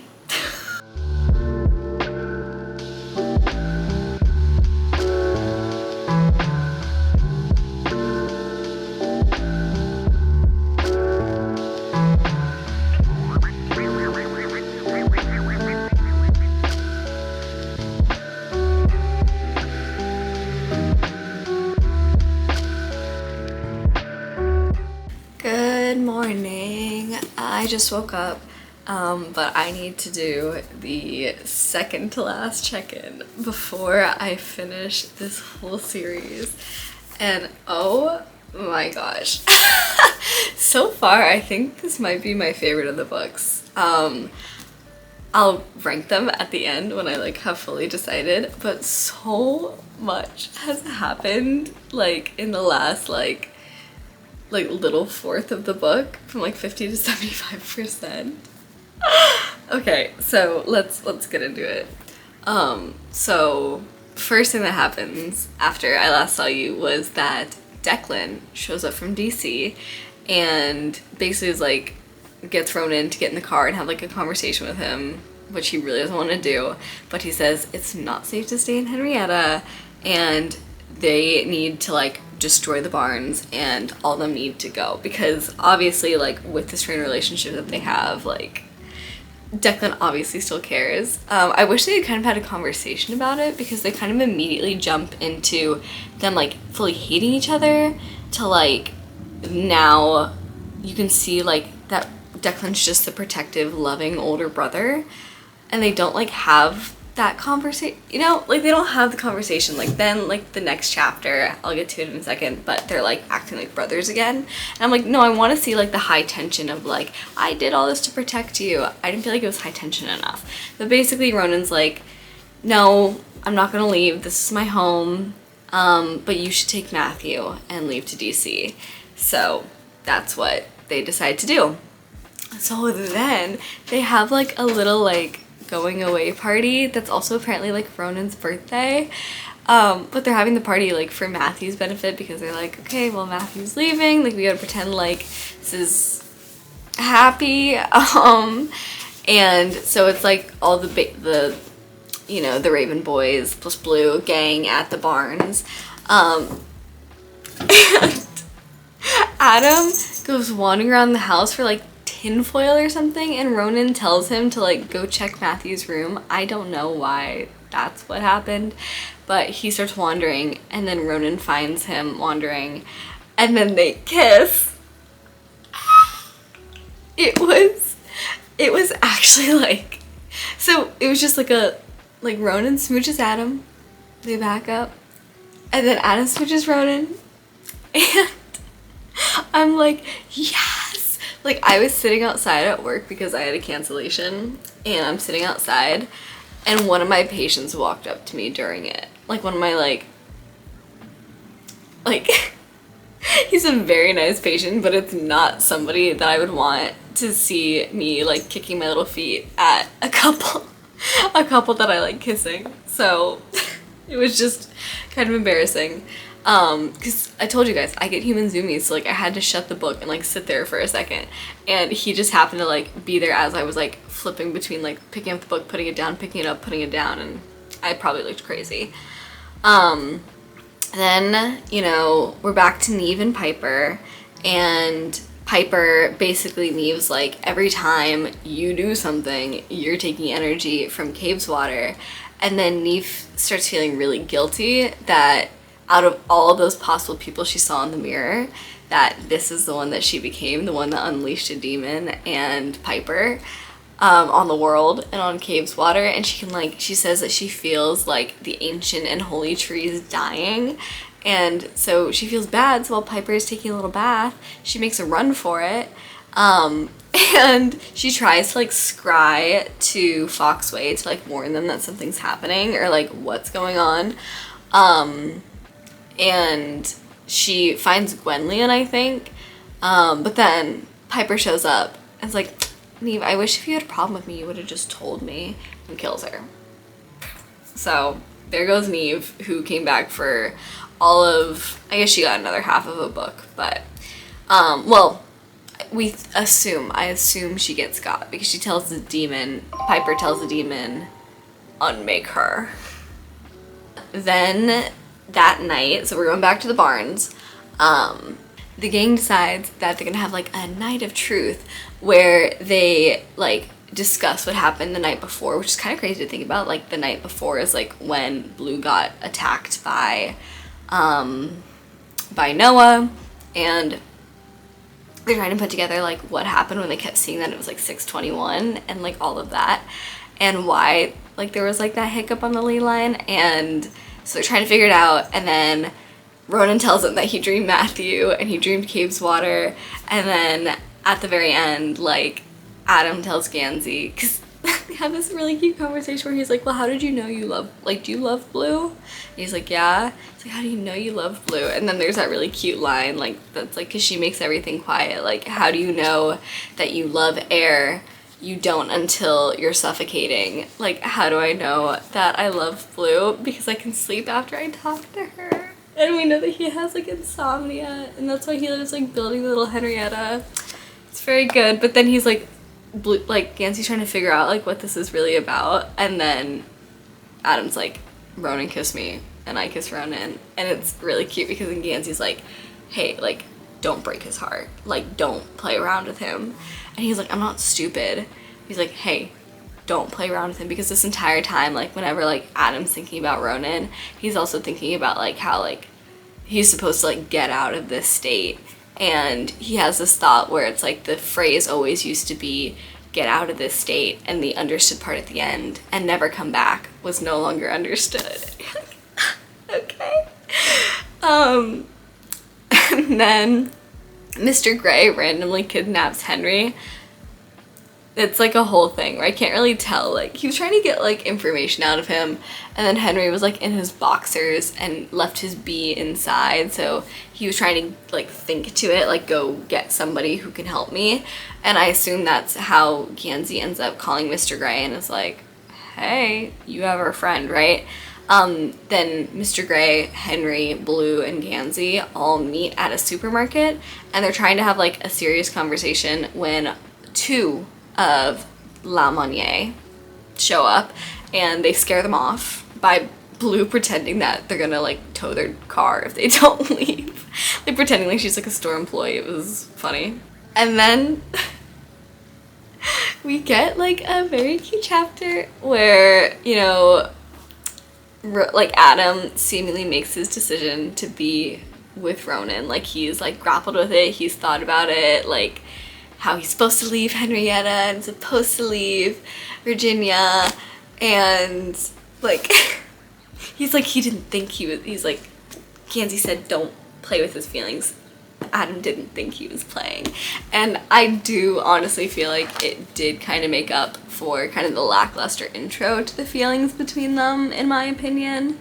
There was a line that was like, and Adam had been hungry for longer or something, to kind of, I think, imply that Adam might have had the feelings for Ronan first. I don't know about all that. That's kind of, I don't know, you know, the like he fell or she fell first but he fell harder. I like that dynamic is fine. That's fine. It's like, I do like that type of stuff, or it's like where he was like secretly pining the whole time and then she finds out later. But I can't like, I'm not articulating it well because I just woke up, but I didn't get the vibe that Adam had fallen first, and I'm not sure if I misinterpreted that line. But it was, I really liked how things played out so far, but now I'm worried because that Unmaker is coming for the Dreamer. Where then there's like, I don't think I wrote this down actually on my things to mention, but like one night, like at night when they're all sleeping, it's like the Unmaker didn't sleep, and it like completely like destroys Cape's Water basically. Oh yeah, that's about to happen because apparently like Cape's Water is destroying all these like holy trees, and like they're putting up a fight, but they can't like, you know, not be destroyed. And he makes like, or the Unmaker has a thought like he would destroy the Dreamer last because he would fight. They always fight. No, Ronan. That's all happening. And Gwenllian sees a vision of her mother being unmade. And you're like, oh, but the Unmaker just made trees. Hold on to that. And so Gwenllian goes down to the kitchen, the little pantry, where Artemis is hiding, literally hiding like amongst like baked goods or baking goods and like reusable bags, and destroys the door and is like, get out here, my mom just died, you're gonna stop being a coward and we're gonna like figure this out. And he runs from her, and they run to like the beech tree outside, and he like absorbs himself into the tree, and everybody that's watching is like, what the fuck just happened? So that's something we're gonna like put together. But after that, Blue has to go to a dinner with Gansey and his family and Henry, and so they go to lunch, and Helen gets really mad at Gansey because she found out that he bribed the headmaster to keep Ronan in school and get a degree, and she's like, you're gonna mess up the campaign. And Gansey's like, bro, like I'm my life is falling apart right now. I don't care about mom's campaign. Well, he doesn't actually say that. He's like, I didn't think that it would affect the campaign. But I'm like, he does not care, Queen. Like, I honestly forgot about you because I haven't seen you in like a really long time, Helen. Okay? But then she's like asking, like, what happens to you after you find the king or something? And like, I can't remember the exact verbiage, but it leads up to Gansey saying, that's all there is. Oh no! It's coming, it's happening. I literally cannot believe that I only have this much left for all this.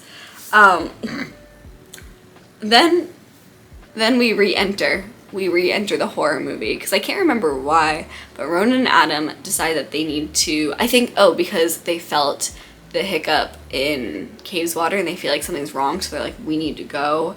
But they don't want to physically go, they're like, let's dream. I think that's how this all gets set up. But so Ronan decides to dream, and then Adam's gonna scry to go with him. And so they wake up in Cave's Water and things are destroyed. And Adam's trying to find Ronan. He finally finds Ronan, and Ronan's with his Night Terror, who has been like disemboweled, like just like ripped to shreds. And he's like, oh my god, like, because he made a comment earlier, he's like, oh, I wonder where the Night Terror went, if it went back to the barns. No, it was getting murdered in Cave's Water. And so he's like, oh my god, like, what happened? He's just like in shock, and they hear the little orphan girl screaming, like calling the name that she calls Ronan.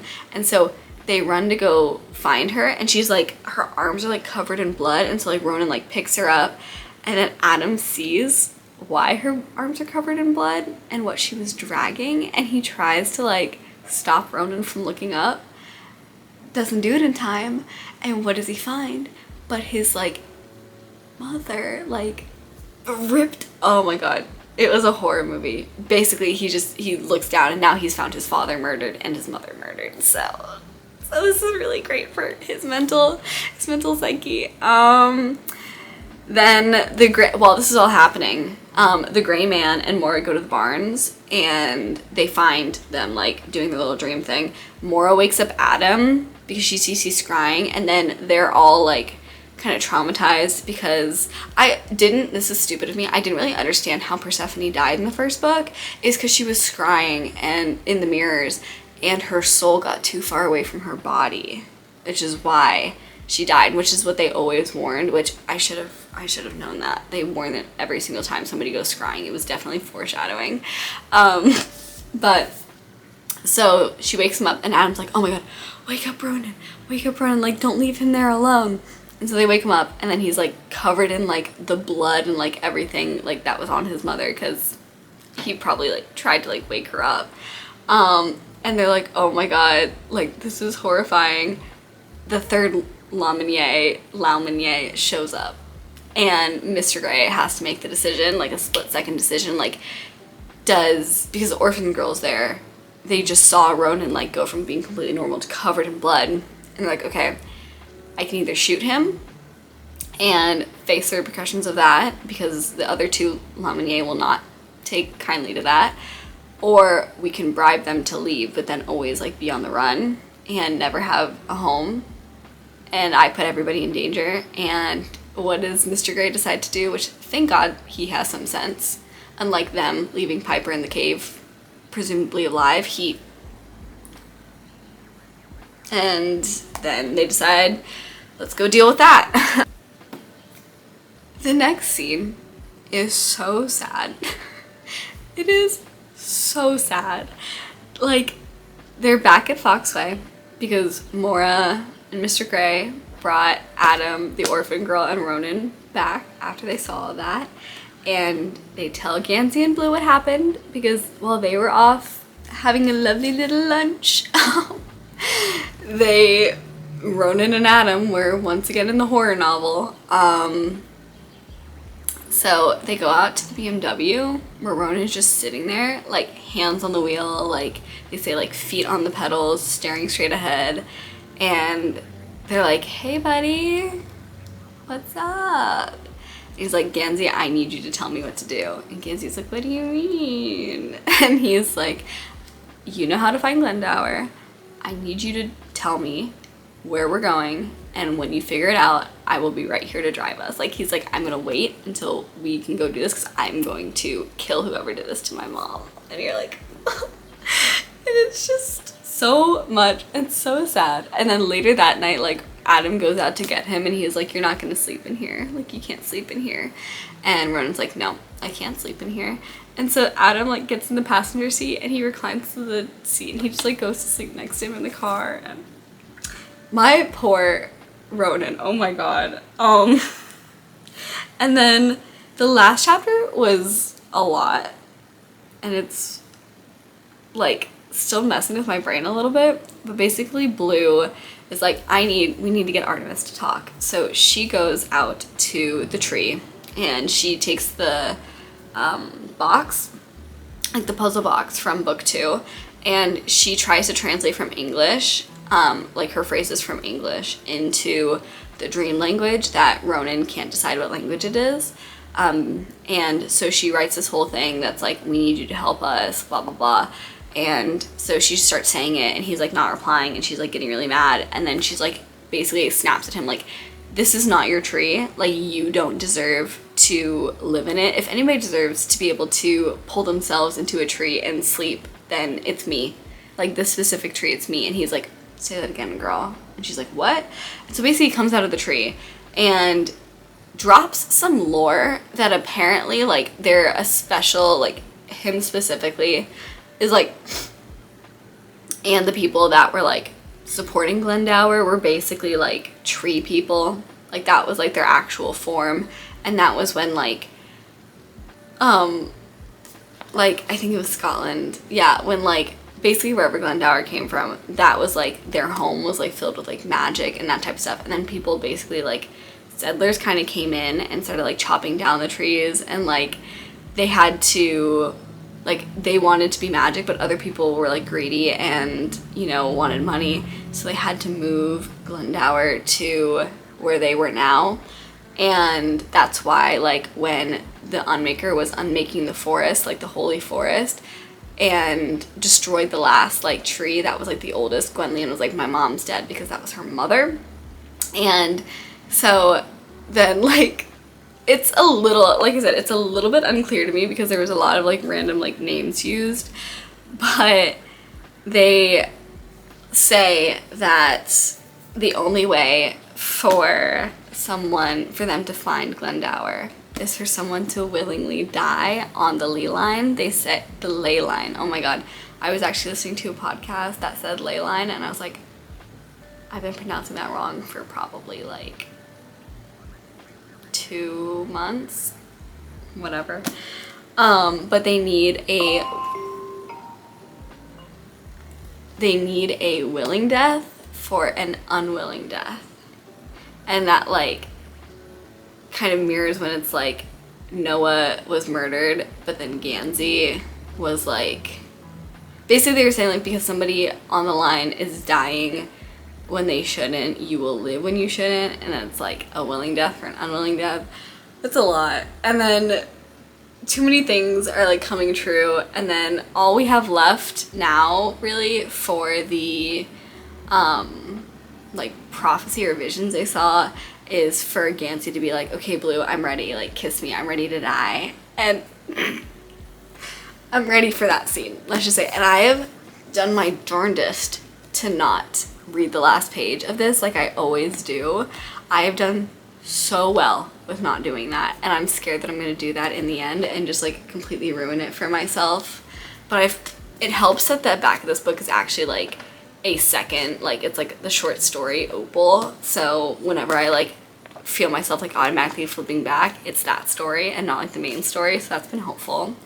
I don't think I'm emotionally prepared to finish this. Like, this definitely did its job of distracting me from that other book series, but it also distracted me from, you know, having normal human people thoughts. So I will see you guys for my last check-in at some point. Exciting. Okay, bye.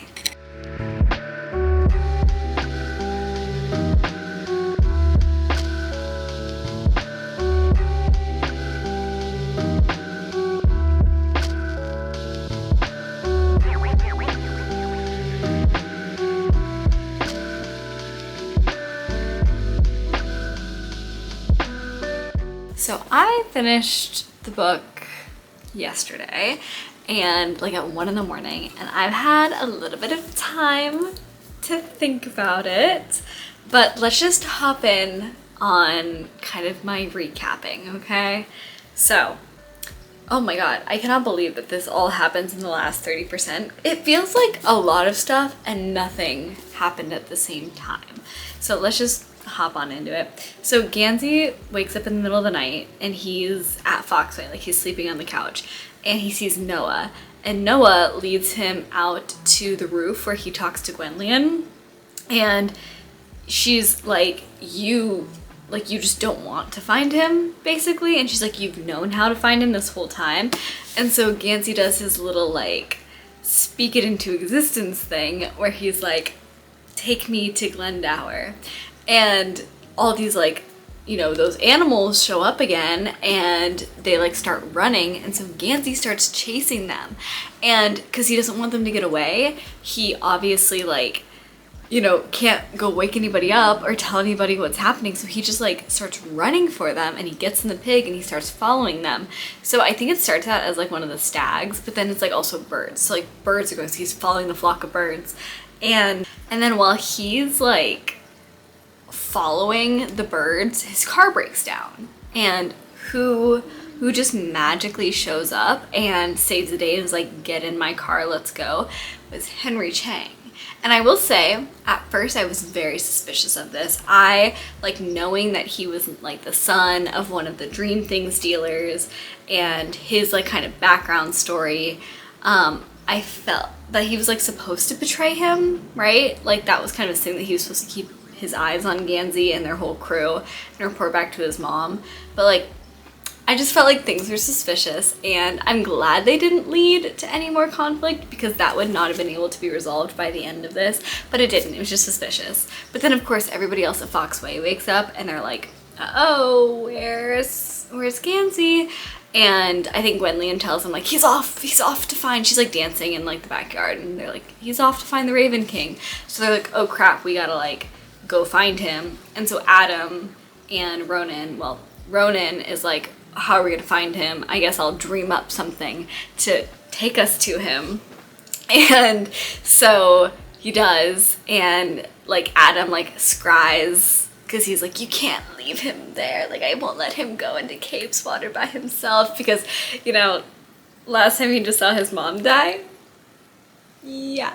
So lots happened. So then I can't believe this stuff happened. So when he's like, take me to Glendower, it, like, he's in the car chasing, like Henry's like looking at his like GPS and Gansey's driving, and they're like following the flock of birds, and it takes them like miles away. Like they're on the freeway for a while. And so it takes them to the house where Gansey died, like when he was like a kid, and they were like having like some soiree fancy thing there, and he died in the woods, and now it's like a rundown mansion, and so they're like kind of free to explore it how they want. And so he's searching, and he finds a cave, and he goes down into the cave, and Henry's like, man, I'm so sorry, but I'm not going to the cave. Well, actually, Gansey tells him he doesn't have to go into the cave, but it's because he can tell Henry's scared. And so Henry waits on the outside, and Gansey goes into the cave. And he thinks he, like, hears, like, a swarm of bees coming, and he starts to, like, have his, like, mini panic attack. And he's trying to, like, work himself out of it like Henry taught him. And all of a sudden, he's, like, trying to tell himself it's not actually bees, it's something else. And all of a sudden, like, Adam shows up, and he's like, it must just be dust. And then Ronan's like, it's probably just leaves. And I can't remember what Blue says, like petals on the wind or something. And they're all there, and they're all reunited. And also Henry does now come into the cave, because he's like, I mean, if everybody else is going, I'm gonna go. But we are all reunited, and like Gansey's like, it must be this, it all feels so right, we're all together now. Whatever. All this buildup for what's about to happen, I can't with it, because I will admit, I finished this Saturday night. The last time I did a check-in was Monday. The last time I picked up this book was a Monday. And that's because I liked to see, because I like to get up and do things in between my reading my chapters. So I flipped to see how much was left of the chapter. And I read the last line on accident, because guess what? So I read the last line on accident, and I had to take a full like 5-day break from this book, preparing for whatever I was about to read. And so they find the tomb in this little chapter. They find the tomb, and they go to, you know, wake up Glendower. He's dead. Like dust and bones dead. I'm like so confused, and they're like, that's why Artemis has been so like closing himself up in the closet, or he knows he's been dead for a while, and something must have messed up when he first said, I don't know. Too much happened in this last 30%, and honestly, at some point in time, I want to reread this. I need to keep telling you guys the plot, because I'm gonna get to the reason why I need to reread the whole series at some point. Yeah, he's dead. Dust and bones. And then they get out of the cave, and they're all like dejected, because Gansey's like, well great, like I have to die to defeat the demon, and I was really hoping I could do something cool first, like, you know, find Glendower, do my life's work, and then die to save Adam and Ronan. And then like he's like being mopey about it, and he's like, you're supposed to be a sacrifice, not like a martyr or something like that. It's a lot. Like the end of this was a lot, I have to say. And when they leave the tomb, it's been a day. It hasn't even just been like an hour like they thought it was. No, it'd been a whole freaking day. Ganzi's getting messages from his family. Like, his dad, like, is worried that he's hurt. His mom was like, I know I'm not a part of your world, but I was hoping to just, you know, get a few hours from you. And his sister's like, I hope Glendower was worth it. Because he missed her fundraiser that they had set up. And they were building this whole thing where all these people were coming for this fundraiser Gansey was supposed to be at, and all the, like, you know, the dream, like, artifact collectors were going to be there, and nefarious things were going to happen, and it was all building up so highly just to fall so flat. And because they missed it, they missed the whole thing, and they're like, okay, well, maybe, so Gansey, yeah, you still have to die, but maybe, like, we can do it in Capeswater where we can pause the time, like when, like, the time kept repeating, like, it was 6:21, it was 6:21, it was 6:21. They're like, maybe if we do that and we can somehow, like, find a way to, like, reverse the death. I don't really remember what the point of it was, because I was, like, reading, I was like, what is gonna happen now? And I was like a little sussed out. I'm like, because Adam's, like, just coming up with this plan off the dome, and then Adam starts attacking Ronan because, you know, who he promised Capeswater his hands and his eyes, and his eyes are, like, going all over, and he can't stop himself from attacking Ronan. He's trying to kill Ronan. That part, I really like that part. But he's, like, basically, like, Ronan's like, oh my god, like, it didn't register to him that, like, at first that Adam was trying to kill him, and then Adam's, like, literally begging them, like, knock me out, like, fight back, like, please, like, it's not me, like, tie my hands behind my back. They end up, like, tying his hands behind his back and shoving him in the corner of the car. They, like, shove him in the back of in the corner of the car. He's tied up and he's blindfolded because, you know, the whole, like, the eyes and your eyes and your hands thing. He's like, okay, well, you need to, like, blindfold me or I'm gonna betray you, because they'll know where we are, because the demon will be able to see me, or, like, to see you guys through my eyes. So they blindfold him, and they're trying to drive to Capeswater, and all of a sudden they get stopped at the edge of the forest, or I don't remember where they are exactly. No, they're, like, miles and miles away from Capeswater, apparently, because that's the whole thing. We're like, we can't do this now because we're so far away from Capeswater. And so Adam's just sitting there, like, being, like, miserable. He's like, I can't believe I just tried to kill my boyfriend. Like, you might as well kill me because I'm ruined. They've got my eyes and they've got my hands. Like, what? Like, what else am I supposed to do? And Gansey's like, no, you're not. Like, that's not my job. I'm gonna die. And then, while Adam's blindfolded, Ronan, like, passes out, and everybody's like, whoa. Like, turning to look at him, what's going on? And he comes, like, in and out of consciousness, and they're all, like, freaking out, and Adam can just, like, hear them freaking out about whatever is happening, and Adam's like, what? What's happening? What's happening? And they're like, he's being unmade. I also, in the middle of all this, in the middle of all that going down, we get a mini, like, chapter that cuts to Piper. And it's basically, like, the dream people. I don't know what to call them. All, like, the thieves and the thugs and all of them, like, the artifact dealers or whatever. They meet up, and Piper and Laumanier, like, the two of them that are left, they all show up, and they're like, guys, we have something. Piper has something she wants to sell to you. And Piper shows up, and she shows off the demon.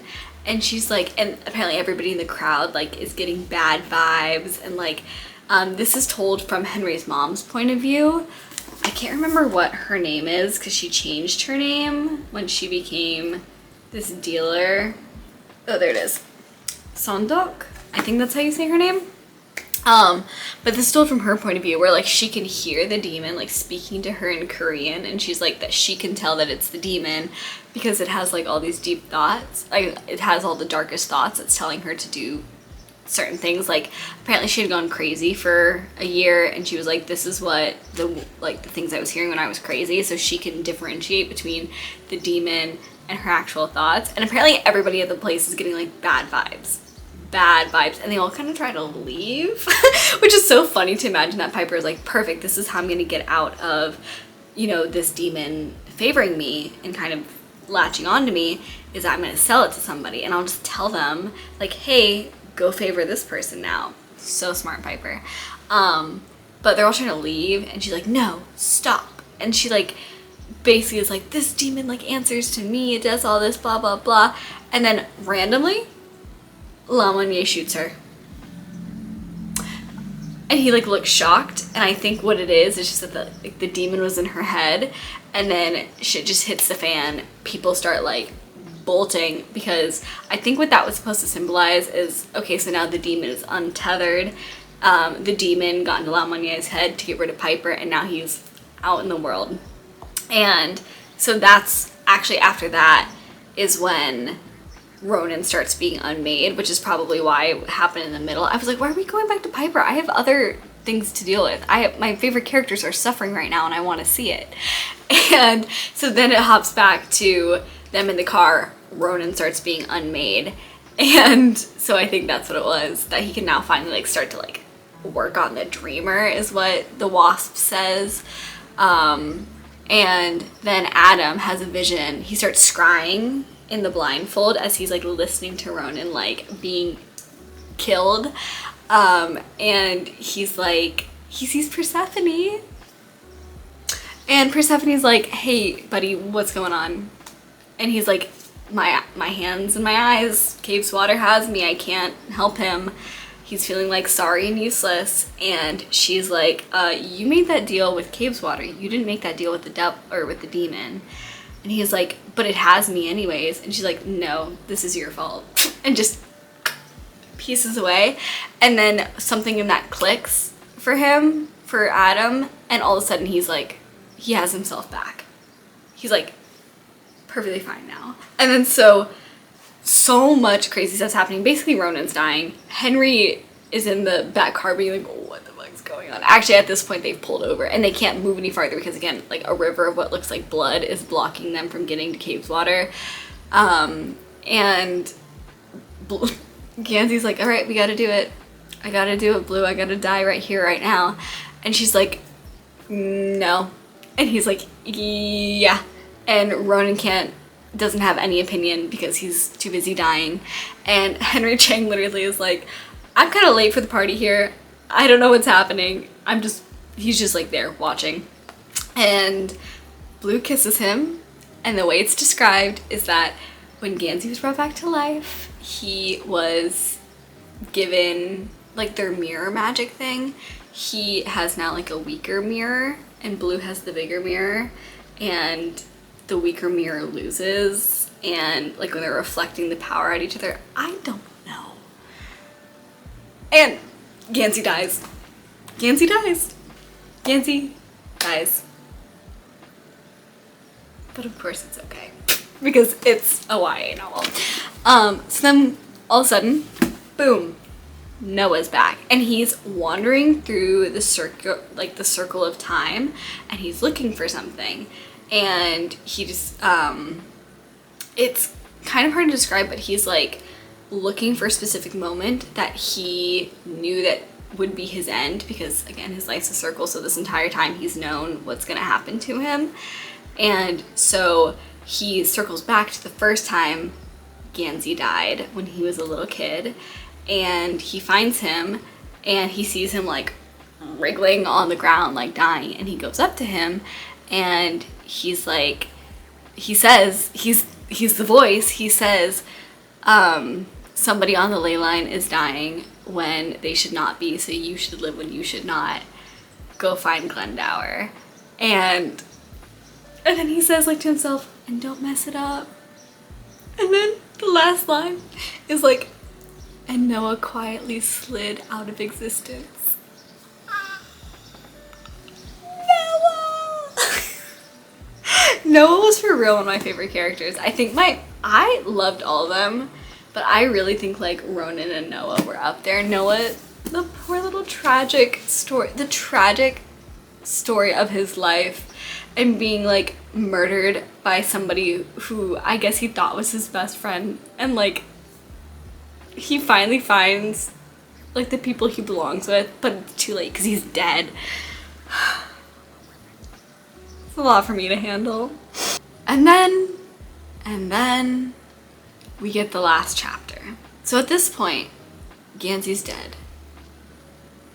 They're crying. Like, I can't even remember if Ronan was conscious when Gansey died, or I think he was, where he was like frozen because he kept coming in and out of his like sleep. You know, he basically has sleep paralysis every time he wakes up because he's fighting with this motherfucking demon. And because Gansey dies, that kills the demon. And now the last chapter is told from Caveswater's point of view, where basically it's like they all show up with Gansey's dead body, and I think also they like realize they're like looking at their watches, and their watch like keeps like going back to the same time, so they're like kind of, I think they get the idea like, oh, we did it, we stopped time, we gotta get this guy, we gotta get him to Caveswater. So, and it's like Caveswater being like, I can't just like breathe life back into it, basically. It's like Caveswater like keeps telling them that he can't do it, like that Caveswater can't bring it back to life, but they're like, apparently they're like super insistent, and they're like pushing the memories of Gansey into Caveswater. And then because Blue is like whatever, like one of those tree people, she's like begging to the remaining tree people that are still there, and they're like, okay, like we get it, girl, like sacrifices have been made, like we want to support you. And Caveswater's like, I mean, I offered to make them a copy of him, but they didn't want that, they wanted the original. And so somehow, with all the magic they do, they bring Gansey back to life. And Blue like speaks it into existence, like the wake up. But that's it. That's the end. And like, huh? I would say, okay, I have a lot of thoughts. I have a lot of points I want to get to on this. So first of all, in conclusion, I would say that this is probably, out of the 4, I would say it's my 3rd favorite. I would say plot-wise, it's honestly probably the worst out of the plot. But for the vibes, I love to watch 2 things. I love to watch my characters fall in love, and I love to watch my characters suffer. If there's, one of my favorite tags on AO3 is Hurt Comfort, and like the anguish with happy ending. I love for them to suffer just a little bit, right? And I feel like Adam and Ronan finally getting together in this book, and then just being like, they're finally together, and then just boom, boom, boom, boom, like hit with all these like horrific like things happening. Loved it. Loved it. Loved it. And Blue and Gansey finally being able to like be together, and like they're finally able to like show their affection, but they know that they're on that like, they have like the timeline, they're on the time crunch of, hey, guess what, at the end of this Gansey dies. Perfect. Beautiful. I'm eating it up. It was so, I loved that part, but it was the plot itself that just like, you know, first of all, fuck that wasp thing. I wish I'd gotten to see it die, but I realized I don't think the group ever actually physically saw the demon. You know, I don't think, I was waiting for this reveal where all of a sudden they're like face to face with the demon, and they realize it's like a massive hornet, and they're all like, ooh, yikes, you know? I really wanted that reveal. Also, half of the plot just felt useless. Like, what was the point of adding in La Monnier? I mean, they were divas. They were so, I liked the concept that it was 3 of them, but they all just went by La Monnier, and that there was like, you know, one of them was Piper's dad, but they all had different personalities, but like nobody could tell them apart. They were all one. And then I wish we could have seen more that happened after one of them was murdered. You know what I mean? Like how they went from the dynamic of like 3 to 2. And then I just felt like they had a lot of potential that, because it was the last book, didn't really like play out. And the same kind of goes for Henry and his mom, you know? Like maybe if they were introduced more in the third book and she was introduced in the third book, then he could have like contributed more to the story. He just felt like a Noah filler to me. Like, I'm not quite sure what had to have been accomplished, or what was accomplished that needed Henry to be part of the gang. And at the end, it's like Blue and Gansey go off on like their gap year together, and Henry joins them, and they're like the power of 3. No, he's just like a crazy third wheel now, which to each their own, I guess. But I liked Henry's character. I thought he was fun. He kind of gave like more comedic relief, and he was like very much like the court jester is what I decided his role was. But I just like felt, I don't know, to me, maybe because I like Noah so much, he felt like a replacement for Noah. And I don't know, I just didn't think he was that necessary. Storyline with Henry's mom and Mr. Grey at the end, where like when they're at like Piper's thing, they're like trying to talk, and Mr. Grey's basically being like, yeah, like he's trying to describe that he wants to create a world where like they can do the artifact trading, but that like it's not all gangs and muscle and beating people up. And she's like, well, how are you gonna do that? And he's like, by getting together people that I think can handle that and reestablishing whatever world. And it was just like, I think the point of that was that the author is trying to give a happy ending of Ronan being able to do his like dream things in peace without people coming to try to find him, because that was like the whole thing, that like his dad had kind of created this like not great world for him that you know, he would have to kind of like hide and run forever.